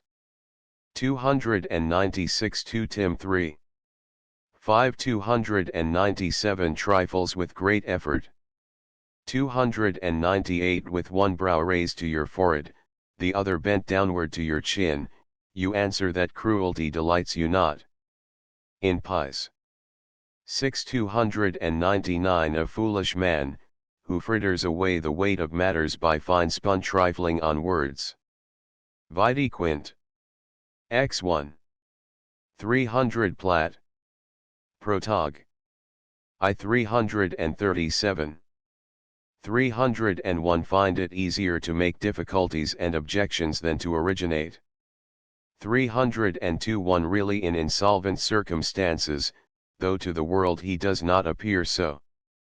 303 he here quotes from a passage in the Politica of Aristotle, Book I. He who is unable to mingle in society, or who requires nothing, by reason of sufficing for himself, is no part of the state, so that he is either a wild beast or a divinity. 304 Epimenides, a poet of Crete, of which Candia is the modern name, is said by Pliny to have fallen into a sleep which lasted 57 years. He was also said to have lived 299 years. Numa pretended that he was instructed in the art of legislation by the divine nymph Egeria, who dwelt in the Arician grove. Empedocles, the Sicilian philosopher, declared himself to be immortal, and to be able to cure all evils. He is said by some to have retired from society that his death might not be known, and to have thrown himself into the crater of Mount Etna. Apollonius of Tyana, the Pythagorean philosopher, pretended to miraculous powers, and after his death a temple was erected to him at that place. His life is recorded by Philostratus, and some persons, among whom are Hierocles, Dr. Moore, in his Mystery of Godliness, and recently Strauss, have not hesitated to compare his miracles with those of our Savior. 305 a great city, a great desert. 306 Sarsaparilla. 307 a liquid matter of a pungent smell, extracted from a portion of the body of the beaver. 308 partakers of cares. 309 Plutarch, vit. Pomp. 19, relates that Pompey said this upon Sylla's refusal to give him a triumph. 310 Plut. Vit. J. 64. 311 Cic. Philip. 1311. 312 These things, by reason of our friendship, I have not concealed from you. Vide Tac. And 4. 4313 Diocas. LXXV 314 Such infamous men as Tiberius and Sejanus hardly deserve this commendation. 315 Philip de Cummins. 316 Charles the Bold, Duke of Burgundy, the valiant antagonist of Louis XI. Of France. De Cummins spent his early years at his court, but afterwards passed into the service of Louis XI. This monarch was notorious for his cruelty, treachery, and dissimulation, and had all the bad qualities of his contemporary, Edward IV. of England, without any of his redeeming virtues. 317 Pythagoras went still further than this, as he forbade his disciples to eat flesh of any kind whatever. See the interesting speech which Ovid attributes to him in the 15th book of the Metamorphoses. Sir Thomas Browne, in his Pseudoxia, Browne's Works, Bond's Antique ed. Volume IP 27, ETSEQ, gives some curious explanations of the doctrines of this philosopher Plut. De Educat. Pure. 17318 Tapestry. Speaking hypercritically, Lord Bacon commits an anachronism here, as Arras did not manufacture tapestry till the Middle Ages. 319 Plut. Vit. Themist. 28 320 AP Stab. Serm. v 120. 321 James I 23. 322 He alludes to the recommendation which moralists have often given, that a person in anger should go through the alphabet to himself, before he allows himself to speak. 323 In his day, the musket was fixed upon a stand, called the rest, much as the jingals or matchlocks are used in the East at the present day. 324 From debts and encumbrances. 325 Blood. Vit. Themist. Add in it. 326 Equal to business. 327 He alludes to the following passage, St. Matthew 13. 31, Another parable put he forth unto them, saying, The kingdom of heaven is like to a grain of mustard seed, which a man took and sowed in his field, which indeed is the least of all seeds, but when it is grown, it is the greatest among herbs, and becometh a tree, so that the birds of the air come and lodge in the branches thereof. 328 Verg. Ickle. 751. 329 Vitae. Ali 7. 11 330 He was vanquished by Lucullus, and finally submitted to Pompey Plut. Vit. Lucull. 27 331 He alludes to the prophetic words of Jacob on his deathbed, General Slicks. 9, 14, 15, Judah is a lion's whelp, he stooped down, he couched as a lion, and as an old lion. Issachar is a strong ass couching down between two burdens, and he saw that rest was good, and the land that it was pleasant, and bowed his shoulder to bear, and became a servant unto tribute. 332 Sums of money voluntarily contributed by the people for the use of the sovereign. 333 Young trees. 334 A land strong in arms and in the richness of the soil. Verg. Ni 535. 335 He alludes to the dream of Nebuchadnezzar, which is mentioned Daniel 4. 10, I saw, and behold a tree in the midst of the earth, and the height thereof was great. The tree grew, and was strong, and the height thereof reached unto heaven, and the side thereof to the end of all the earth, the leaves thereof were fair, and the fruit thereof much, and in it was meat for all, the beasts of the field had shadow under it, and the fowls of the heaven dwelt in the boughs thereof, and all flesh was fed of it. 336 Right of citizenship. 337 Right of trading. 338 Right of intermarriage. 339 Right of inheritance. 340 Right of suffrage. 341 Right of honors.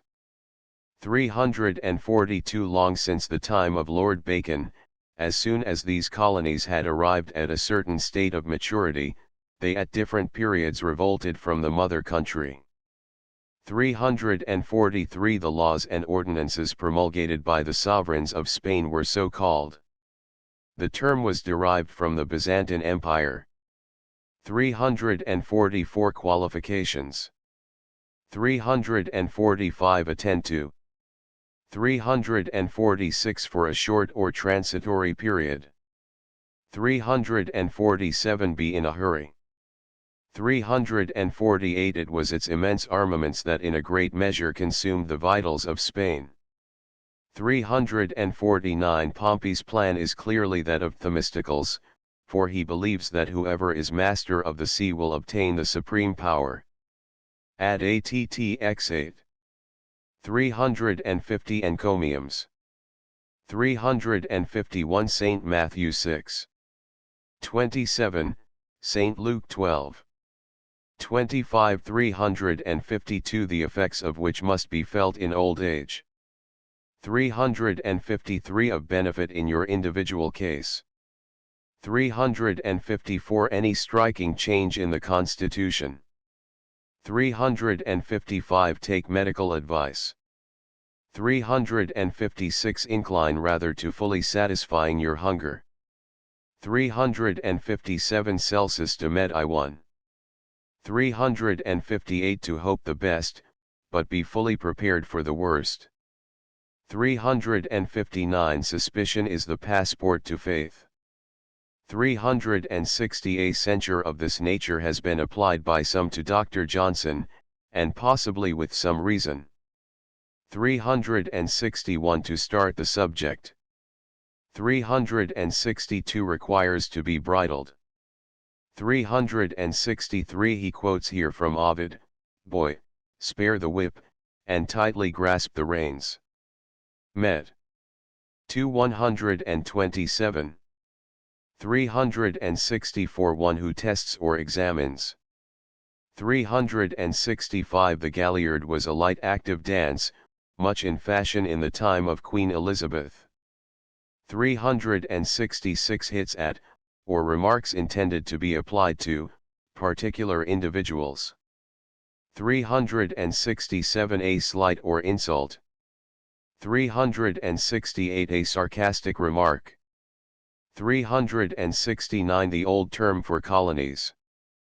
370 He perhaps alludes covertly to the conduct of the Spaniards in extirpating the aboriginal inhabitants of the West India Islands, against which the venerable Las Casas so eloquently but vainly protested. 371 Of course this censure would not apply to what is primarily and essentially a convict colony, the object of which is to drain the mother country of its impure superfluities. 372 Times have much changed since this was penned. Tobacco is now the staple commodity, and the source of the main business of Virginia. 373 To labor hard. 374 Marshy, from the French marais, a marsh. 375 Gewgaws, or spangles. 376 He alludes to Ecclesiastes v11, the words of which are somewhat varied in our version, when goods increase, they are increased that eat them, and what good is there to the owners thereof, saving the beholding of them with their eyes. 377 The rich man's wealth is his strong city. Proverbs x 15, 18. 11 378 In his anxiety to increase his fortune, it was evident that not the gratification of avarice was sought, but the means of doing good. 379 He who hastens to riches will not be without guilt. In our version the words are, He that maketh haste to be rich shall not be innocent. Proverbs XXVIII.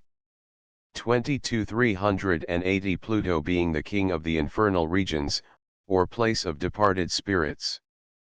381 Rent roll, or account taken of income.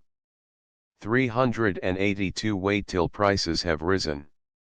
383 In the sweat of another's brow. He alludes to the words of Genesis 3:19, In the sweat of thy face shalt thou eat bread. 384 Planter of sugar canes. 385 Wills and childless persons were caught by him, as though with a hunting net. Tacit. And 13. 42 386 Pythoness, used in the sense of witch. He alludes to the witch of Endor, and the words in Samuel XXVIII. 19 He is, however, mistaken in attributing these words to the witch. It was the spirit of Samuel that said, Tomorrow shalt thou and thy sons be with me. 387 But the house of Aeneas shall reign over every shore, both his children's children, and those who shall spring from them. And 397 388 After the lapse of years, ages will come in which ocean shall relax his chains around the world, and a vast continent shall appear, and Tiphys shall explore new regions, and Thule shall be no longer the utmost verge of earth. Senator Med 2.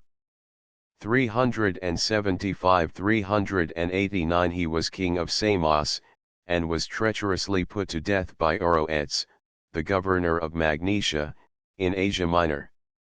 His daughter, in consequence of her dream, attempted to dissuade him from visiting Oroets, but in vain. Herod. 324. 390 Plut. Vit. Alex. 2 391 Thou shalt see me again at Philippi. Appian Bell. Civ 4. 134 392 Thou, also, Galba, shalt taste of empire. Suet. Vit. Gaul. 4 393 History v13. 394 Suet. Vit. Domit. 23 395 Catherine de Medicis, the wife of Henry II. of France, who died from a wound accidentally received in a tournament. 396 James I being the first monarch of Great Britain. 397 The 88th will be a wondrous year. 398 Aristophanes, in his Comedy of the Knights, satirizes Cleon, the Athenian demagogue. He introduces a declaration of the oracle, that the eagle of Hydes, by whom Cleon was meant, his father having been a tanner, should be conquered by a serpent, which Demos thence, one of the characters in the play, expounds as meaning a maker of sausages. How Lord Bacon could for a moment doubt that this was a mere jest, it is difficult to conjecture. The following is a literal translation of a portion of the passage from the Knights, L 197 But when a leather eagle with crooked talons shall have seized with its jaws a serpent, a stupid creature, a drinker of blood, then the tanpicle of the Paphlagonians is destroyed, but upon the sellers of sausages the deity bestows great glory, unless they choose rather to sell sausages. 399 This is a very just remark. So-called strange coincidences, and wonderful dreams that are verified, when the point is considered, are really not at all marvelous. We never hear of the 999 dreams that are not verified, but the 1000th that happens to precede its fulfillment is blasphemed by unthinking people as a marvel. It would be a much more wonderful thing if dreams were not occasionally verified. 400 Under this name he alludes to the Critias of Plato, in which an imaginary terra incognita is discoursed of under the name of the New Atlantis. It has been conjectured from this by some, that Plato really did believe in the existence of a continent on the other side of the globe. 401 Hot and fiery. 402 With the eyes closed or blindfolded. 403 He was a favorite of Tiberius, to whose murder by Nero he was said to have been an accessory. He afterwards prostituted his own wife to Caligula, by whom he was eventually put to death. 404 Liable to. 405 Chirpings like the noise of young birds. 406 Jewels or necklaces. 407 Spangles, or O's of gold or silver. Beckmann says that these were invented in the beginning of the 17th century. See Beckmann's History of Inventions, Bond Stand Lib, Volume IP 424. 408 Or antic masks. These were ridiculous interludes dividing the acts of the more serious masque. These were performed by hired actors, while the masque was played by ladies and gentlemen. The rule was, the characters were to be neither serious nor hideous. The Comus of Milton is an admirable specimen of a masque. 409 Turks. 410 He is the best asserter of the liberty of his mind, who bursts the chains that gall his breast, and at the same moment ceases to grieve. This quotation is from Ovid's Remedy of Love, 293. 411 My soul has long been a sojourner. 412 The wish is father to the thought, is a proverbial saying of similar meaning. 413 Vitae Disc. Sup. Lib 3. 6 414 Jacques Clement, a Dominican friar, who assassinated Henry III of France, in 1589. The somber fanatic was but 25 years of age, and he had announced the intention of killing with his own hands the great enemy of his faith. He was instigated by the Leaguers, and particularly by the Duchess of Montpensier, the sister of the Duke of Guise. 415 He murdered Henry IV of France, in 1610. 416 Philip II of Spain having, in 1582, set a price upon the head of William of Nassau, Prince of Orange, the leader of the Protestants, Jaureguy attempted to assassinate him, and severely wounded him. 417 He assassinated William of Nassau, in 1584. It is supposed that this fanatic meditated the crime for 6 years. 418 A resolution prompted by a vow of devotion to a particular principle or creed. 419 He alludes to the Hindus, and the ceremony of sati, encouraged by the Brahmins. 420 Flinching Vitae Cic. Tuscal. Disp 2. 14 421 Every man is the architect of his own fortune. Sallust, in his letters de Republica Ordinanda, attributes these words to Appius Claudius Caecus, a Roman poet whose works are now lost. Lord Bacon, in the Latin translation of his essays, which was made under his supervision, rendered the word poet comicus, by whom he probably meant Plautus, who has this line in his Trinomus, Act 2, sc 2 nam sapiens quidem pol ipsis fingit fortunam sibi, which has the same meaning, though in somewhat different terms. 422 A serpent, unless it has devoured a serpent, does not become a dragon. 423 Or desenvoltura, implying readiness to adapt oneself to circumstances. 424 Impediments, causes for hesitation. 425 In that man there was such great strength of body and mind, that, in whatever station he had been born, he seemed as though he should make his fortune. 426 A versatile genius. 427 A little of the fool. 428 Thou carriest Caesar and his fortunes. Plud. Vit. Cales 38.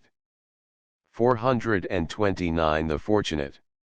He attributed his success to the intervention of Hercules, to whom he paid a special veneration. 430 The great. Plud. Syll 34. 431 A successful Athenian general, the son of Conon, and the friend of Plato. 432 Fluency, or smoothness. 433 Lord Bacon seems to use the word in the general sense of lending money upon interest. 434 Drive from their hives the drones, a lazy race. Georgix, B4. 168 435 In the sweat of thy face shalt thou eat thy bread. General 3. 19 436 In the sweat of the face of another. 437 In the Middle Ages the Jews were compelled, by legal enactment, to wear peculiar dresses and colors, one of these was orange. 438 A concession by reason of hardness of heart. He alludes to the words in St. Matthew 19. 8 439 See note to SA 19. 440 Hold. 441 The imaginary country described in Sir Thomas More's political romance of that name. 442 Regulation. 443 Be paid. 444 Our author was one of the earliest writers who treated the question of the interest of money with the enlightened views of a statesman and an economist. The taking of interest was considered, in his time, immoral. Laws on this matter are extremely ancient. Moses forbids the Jews to require interest of each other. Thou shalt not lend upon usury to thy brother, usury of money, usury of victuals, usury of anything that is lent upon usury. Unto a stranger thou mayest lend upon usury, but unto thy brother thou shalt not lend upon usury. Deuteronomy XXIII. 19, 20. Among the Greeks, the rate of interest was settled by agreement between the borrower and the lender, without any interference of the law. The customary rate varied from 10 to 33 and 1/3%. The Romans enacted laws against usurious interest, but their legal interest, admitted by the law of the 12 tables, was, according to some, 12 per cent, or, to others, 1/12 of the capital, i.e. 8 and 1/3 per cent. Justinian reduced it to 6%. In England, the legal rate of interest was, in Henry VIII's reign, 10%. It was reduced, in 1624, to 8%. It was further diminished, in 1672, to 6%. And definitively, in 1713, fixed at 5 per cent, the ordinary rate of interest throughout Europe. In France, the rates of interest have been nearly similar at the same periods. 445 He passed his youth full of errors, of madness even. Spartian. Vit. Sev 446 He was nephew of Louis XII of France, and commanded the French armies in Italy against the Spaniards. After a brilliant career, he was killed at the Battle of Ravenna, in 1512. 447 Joel 2. 28, quoted Acts 2. 17 448 He lived in the 2nd century after Christ, and is said to have lost his memory at the age of 25. 449 He remained the same, but with the advance of years was not so becoming. CIC. Brood. 95 450 The close was unequal to the beginning. This quotation is not correct. The words are, memorabilior prima pars vitae quam post rema fut, the first part of his life was more distinguished than the latter. Livy 38. Ch. 53. 451 By the context, he would seem to consider great spirit and virtue as convertible terms. Edward IV, however, has no claim to be considered as a virtuous or magnanimous man, though he possessed great physical courage. 452 Features. 453 The autumn of the beautiful is beautiful. 454 By making allowances. 455 Romi 31, 2 Tim 3. 456 Where she errs in the one, she ventures in the other. 457 Spies. 458 Soliman the Magnificent, Sultan of the Turks. 459 Side. 460 Noel. 461 Have a liking for cheerful society. Momus being the god of mirth. 462 Eats up. 463 Blood. Vit. Lucull. 39 464 A vast edifice, about 20 miles from Madrid, founded by Philip II. 465 St. 5, the king made a feast unto all the people that were present in Shushan the palace, both unto great and small, 7 days, in the court of the garden of the king's palace. 466 The cylinder formed by the small end of the steps of winding stairs. 467 The funnel of a chimney. 468 Where to go. 469 Bow, or bay, windows. 470 Flush with the wall. 471 Antechamber. 472 withdrawing room. 473 water courses. 474 pine trees. 475 kept warm in a greenhouse. 476 the damson, or plum of Damascus. 477 currants. 478 an apple that is gathered very early. 479 a kind of quince, so called from Cotoneum, or Sidonium, the Latin name of the quince. 480 the fruit of the cornel tree. 481 the warden was a large pear, so called from its keeping well. Warden pie was formerly much esteemed in this country. 482 perpetual spring. 483 flowers that do not send forth their smell at any distance. 484 a species of grass of the genus Argostes. 485 the blossoms of the bean. 486 bring or lead you. 487 impeding. 488 causing the water to fall in a perfect arch, without any spray escaping from the jet. 489 lilies of the valley. 490 in rows. 491 insidiously subtract nourishment from. 492 to consider or expect. 493 love, are pleased with. 494 it is more advantageous to deal with men whose desires are not yet satisfied, than with those who have gained all they have wished for, and are likely to be proof against inducements. 495 in the sense of the Latin gloriosus, boastful, bragging. 496 professions or classes. 497 weakness, or indecision of character. 498 he probably alludes to the ancient stories of the friendship of Orestes and Pylades, Theseus and Pirithous, Damon and Pythias and others, and the maxims of the ancient philosophers. Aristotle considers that equality in circumstances and station is one requisite of friendship. Seneca and Quintus Curtius express the same opinion. It seems hardly probable that Lord Bacon reflected deeply when he penned this passage, for between equals, jealousy, the most insidious of all the enemies of friendship, has the least chance of originating.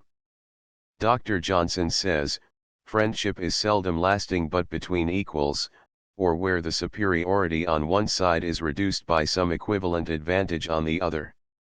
Benefits which cannot be repaid, and obligations which cannot be discharged, are not commonly found to increase affection, they excite gratitude indeed, and heighten veneration, but commonly take away that easy freedom and familiarity of intercourse, without which, though there may be fidelity, and zeal, and admiration, there cannot be friendship.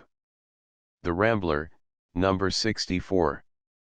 499 in such a case, gratitude and admiration exist on the one hand, esteem and confidence on the other. 500 lowering, or humiliating. 501 referees. 502 disgusted. 503 giving no false color to the degree of success which has attended the prosecution of the suit. 504 to have little effect. 505 to this extent. 506 of the information. 507 ask what is exorbitant, that you may obtain what is moderate. 508 this formed the first essay in the earliest edition of the work. 509 attentively. 510 vapid, without taste or spirit. 511 studies become habits. 512 splitters of common seeds, or, as we now say, splitters of straws, or hairs. Butler says of Hudibras he could distinguish and divide a hair twixt south and southwest side. 513 causes one side to preponderate. 514 The common father. 515 As one of us. Henry III of France, favoring the league formed by the Duke of Guise and Cardinal de Lorraine against the Protestants, soon found that, through the adoption of that policy, he had forfeited the respect of his subjects. 516 See a note to Essay 15. 517 Of Castile. She was the wife of Ferdinand of Aragon, and was the patroness of Columbus. 518 The words in our version are, He that observeth the wind shall not sow, and he that regardeth the clouds shall not reap. Ecclesiastes 11. 519 Exact in the extreme. Point device was originally the name of a kind of lace of very fine pattern. 520 Appearances resembling virtues. 521 A good name is like sweet-smelling ointment. The words in our version are, A good name is better than precious ointment. Ecclesiastes 7. 522 Disregarding his own conscience.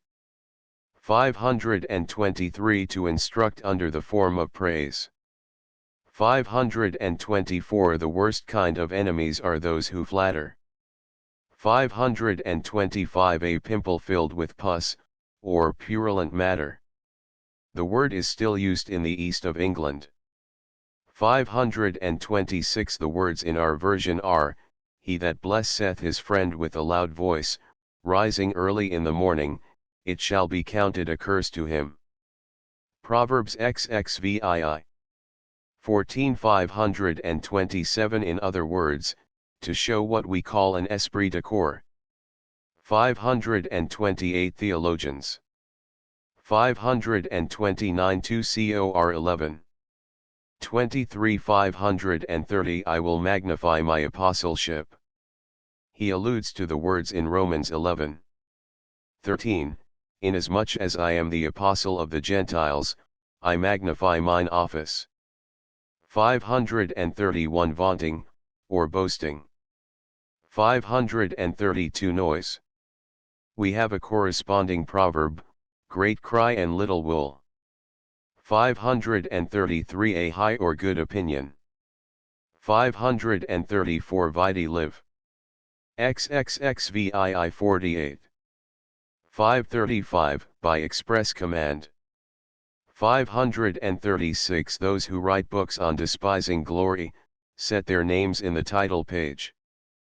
He quotes from Cicero's Tusculani Disputationes, BIC 15, whose words are, Quid nostri philosophi non in his Libris Ipsis, quos scribunta contemenda gloria, sua nomina inscribunt. What do our philosophers do? Do they not, in those very books which they write on despising glory, set their names in the title page? 537 Pliny the Younger, the nephew of the elder Pliny, the naturalist. 538 One who set off everything he said and did with a certain skill. Mucianus was an intriguing general in the times of Otho and Vitellius. History 11. 539 Namely, the property of which he was speaking, and not that mentioned by Tacitus. 540 Apologies. 541 Concessions.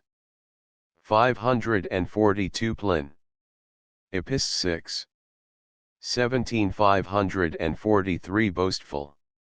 544 All fame emanates from servants. QCIC. De Petit. Consul. V 17. 545 Founders of empires. 546 He alludes to Ottoman, or Othman I, the founder of the dynasty now reigning at Constantinople. From him, the Turkish Empire received the appellation of Ottoman, or Ottoman Porte. 547 Perpetual rulers. 548 Surnamed the Peaceful, who ascended the throne of England AD 959. He was eminent as a legislator, and a rigid assertor of justice. Hume considers his reign one of the most fortunate that we meet with in the ancient English history. 549 These were a general collection of the Spanish laws, made by Alfonso X of Castile, arranged under their proper titles. The work was commenced by Don Ferdinand his father, to put an end to the contradictory decisions in the Castilian courts of justice. It was divided into 7 parts, whence its name Siete Partidas. It did not, however, become the law of Castile till nearly 80 years after. 550 deliverers, or preservers. 551 extenders, or defenders of the empire. 552 fathers of their country. 553 participators in cares. 554 leaders in war. 555 proportion, dimensions. 556 equal to their duties. 557 to expound the law. 558 to make the law. 559 The Mosaic Law. He alludes to Deuteronomy XXVII. 17 Cursed be he that removeth his neighbor's landmark. 560 A righteous man falling down before the wicked is as a troubled fountain and a corrupt spring. Proverbs XXV. 26 561 Yet who turn judgment to wormwood, and leave off righteousness in the earth. Amos v. 7. 562 He who wrings the nose strongly brings blood. Proverbs XXX. 33 Surely, the churning of milk bringeth forth butter, and the wringing of the nose bringeth forth blood, so the forcing of wrath bringeth forth strife. 563 He will rain snares upon them. Psalm 11. 6 Upon the wicked he shall rain snares, fire, and brimstone, and an horrible tempest. 564 Strained. 565 It is the duty of a judge to consider not only the facts, but the circumstances of the case. Ovid. Trist. II 37. 566 Pliny the Younger, EPB 6, E2, has the observation, Patientium, qui pars magna justitiae est, patience, which is a great part of justice. 567 is not successful. 568 makes him to feel less confident of the goodness of his cause. 569 Altercate, or bandy words with the judge. 570 Do men gather grapes of thorns, or figs of thistles? St. Matthew 7. 16 571 Plundering. 572 Friends of the court. 573 Parasites, or flatterers of the court. 574 Which were compiled by the Decembers. 575 The safety of the people is the supreme law. 576 Mine. 577 Yours.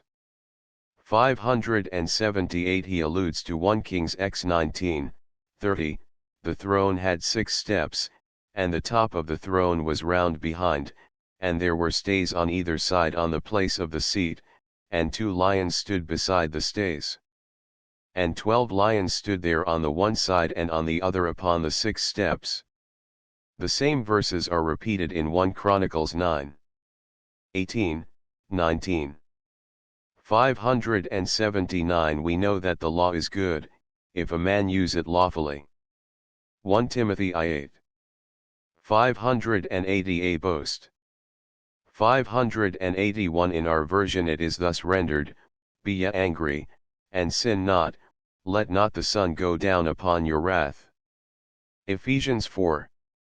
26 582 Senator de Ira 1. 583 In your patience possess ye your souls. Luke 16. 19,584 and leave their lives in the wound. The quotation is from Virgil's Georgics, 4. 238 585 susceptibility upon 586 a thicker covering for his honor. 587 pointed and peculiarly appropriate to the party attacked. 588 ordinary abuse. 589 the thing that hath been, it is that which shall be, and that which is done, is that which shall be done, and there is no new thing under the sun. Is there anything whereof it may be said, see, this is new? It hath been already of old time, which was before us. Ecclesiastes I 9, 10. 590 in his Phaedo. 591 There is no remembrance of former things, neither shall there be any remembrance of things that are to come, with those that shall come hereafter. Ecclesiastes I 11. 592 And Elijah the Tishbite, who was of the inhabitants of Gilead, said unto Ahab, As the Lord God of Israel liveth, before whom I stand, there shall not be dew nor rain these years, but according to my word. 1 Kings 17. 1 And it came to pass after many days, that the word of the Lord came to Elijah in the 3rd year, saying, Go, show thyself unto Ahab, and I will send rain upon the earth. 1 Kings 18. 593 Confined to a limited space. 594 The whole of the continent of America then discovered is included under this name. 595 Limited. 596 Vitae Plat. Tim 3. 24, SEQ 597 Mock Disc. Sup. Lib 2. 598 Sabinianus of Volaterra was elected Bishop of Rome on the death of Gregory the Great, AD 604. He was of an avaricious disposition, and thereby incurred the popular hatred. He died in 18 months after his election. 599 The Cicero speaks of as the great year of the mathematicians. On the Nature of the Gods, B4, ch. 20. By some it was supposed to occur after a period of 12,954 years, while, according to others, it was of 25,920 years duration. Plat. Tim 3. 38, SEQ 600 Concede. 601 Observed. 602 A curious fancy or odd conceit. 603 The followers of Arminius, or James Harmanson, a celebrated divine of the 16th and 17th centuries. Though called a heresy by Bacon, his opinions have been for 2 centuries, and still are, held by a large portion of the Church of England. 604 A belief in astrology, or at least the influence of the stars, was almost universal in the time of Bacon. 605 Germany. 606 Charlemagne. 607 when led thither by Alexander the Great. 608 Striking. 609 Application of the Ares, or battering ram. 610 This fragment was found among Lord Bacon's papers, and published by Dr. Raleigh in his Resuscitatio. 611 Tac. History 2. 8612 Cas de Bell. Civ I 6. 613 Tac. An I 5. 614 Vitae Herod. 108, 109. 615 Varro distributes the ages of the world into 3 periods, viz., the unknown, the fabulous, and the historical. Of the former, we have no accounts but in Scripture; for the second, we must consult the ancient poets, such as Hesiod, Homer, or those who wrote still earlier, and then again come back to Ovid, who, in his Metamorphoses, seems, in imitation perhaps of some ancient Greek poet, to have intended a complete collection, or a kind of continued and connected history of the fabulous age, especially with regard to changes, revolutions, or transformations. 616 Most of these fables are contained in Ovid's Metamorphoses and Fasti, and are fully explained in Bond's Classical Library translation. 617 Homer's Hymn to Pan. 618 Cicero, Epistle to Atticus, 5. 619 Ovid, Metamorphoses, B2. 620 This refers to the confused mixture of things, as sung by Virgil nam canebat uti magnum per inane coacta seminiterarumc animac marisque fuisant, et lacidi simul ignis, ut his exordia primus omnia, et ipsi tenor mundi concurverit orbis. Ical. 681. 621 This is always supposed to be the case in vision, the mathematical demonstrations in optics proceeding invariably upon the assumption of this phenomenon. 622 Torvalliina lupum sequitur, lupus ipsi capillum, Florentum citizen sequitur lasciva capella. Virgil, Ical. 263. 623 Ovid, Rem Amoris, v 343. Martinique Epist 624 Psalm 19. 1625 Syrinx, signifying a reed, or the ancient pen. 626 Ovid, Metam. B4. 627 Thus it is the excellence of a general, early to discover what turn the battle is likely to take, and looking prudently behind, as well as before, to pursue a victory so as not to be unprovided for a retreat. 628 It may be remembered that the Athenian peasant voted for the banishment of Aristides, because he was called the Just. Shakespeare forcibly expresses the same thought: let me have men about me that are fat, sleek-headed men, and such as sleep o' nights. Yond Cassius has a lean and hungry look, he thinks too much, such men are dangerous. If Bacon had completed his intended work upon sympathy and antipathy, the constant hatred evinced by ignorance of intellectual superiority, originating sometimes in the painful feeling of inferiority, sometimes in the fear of worldly injury, would not have escaped his notice. 629 Thus we see that Orpheus denotes learning, Eurydice, things, or the subject of learning, Bacchus, and the Thracian women, men's ungoverned passions and appetites, and c. And in the same manner all the ancient fables might be familiarly illustrated, and brought down to the capacities of children. 630 Quod procula nobis flectat fortuna gubernans, et ratio potius quam residential persuadiat ipsa. 631 Proteus properly signifies primary, oldest, or first. 632 Bacon nowhere speaks with such freedom and perspicuity as under the pretext of explaining these ancient fables, for which reason they deserve to be the more read by such as desire to understand the rest of his works. 633 As she also brought the author himself. 634 Cadite Ruffius, Justissimus Unus, qui fut ex tucri, et servantissimus equi, de isolitervisum. Aeneid, Lib 2. 635 Te autumn me brutzicut debio, amo, quod istud quicquid est nugerum me sire voluisti. 636 Regina in medias patrio vocet agminus sistro, nictum entium geminos atergo respisit anguis. Aeneid, 8. 696 637 Ovid's Metamorphoses, B3, 4, and 6, and Fasti, 3.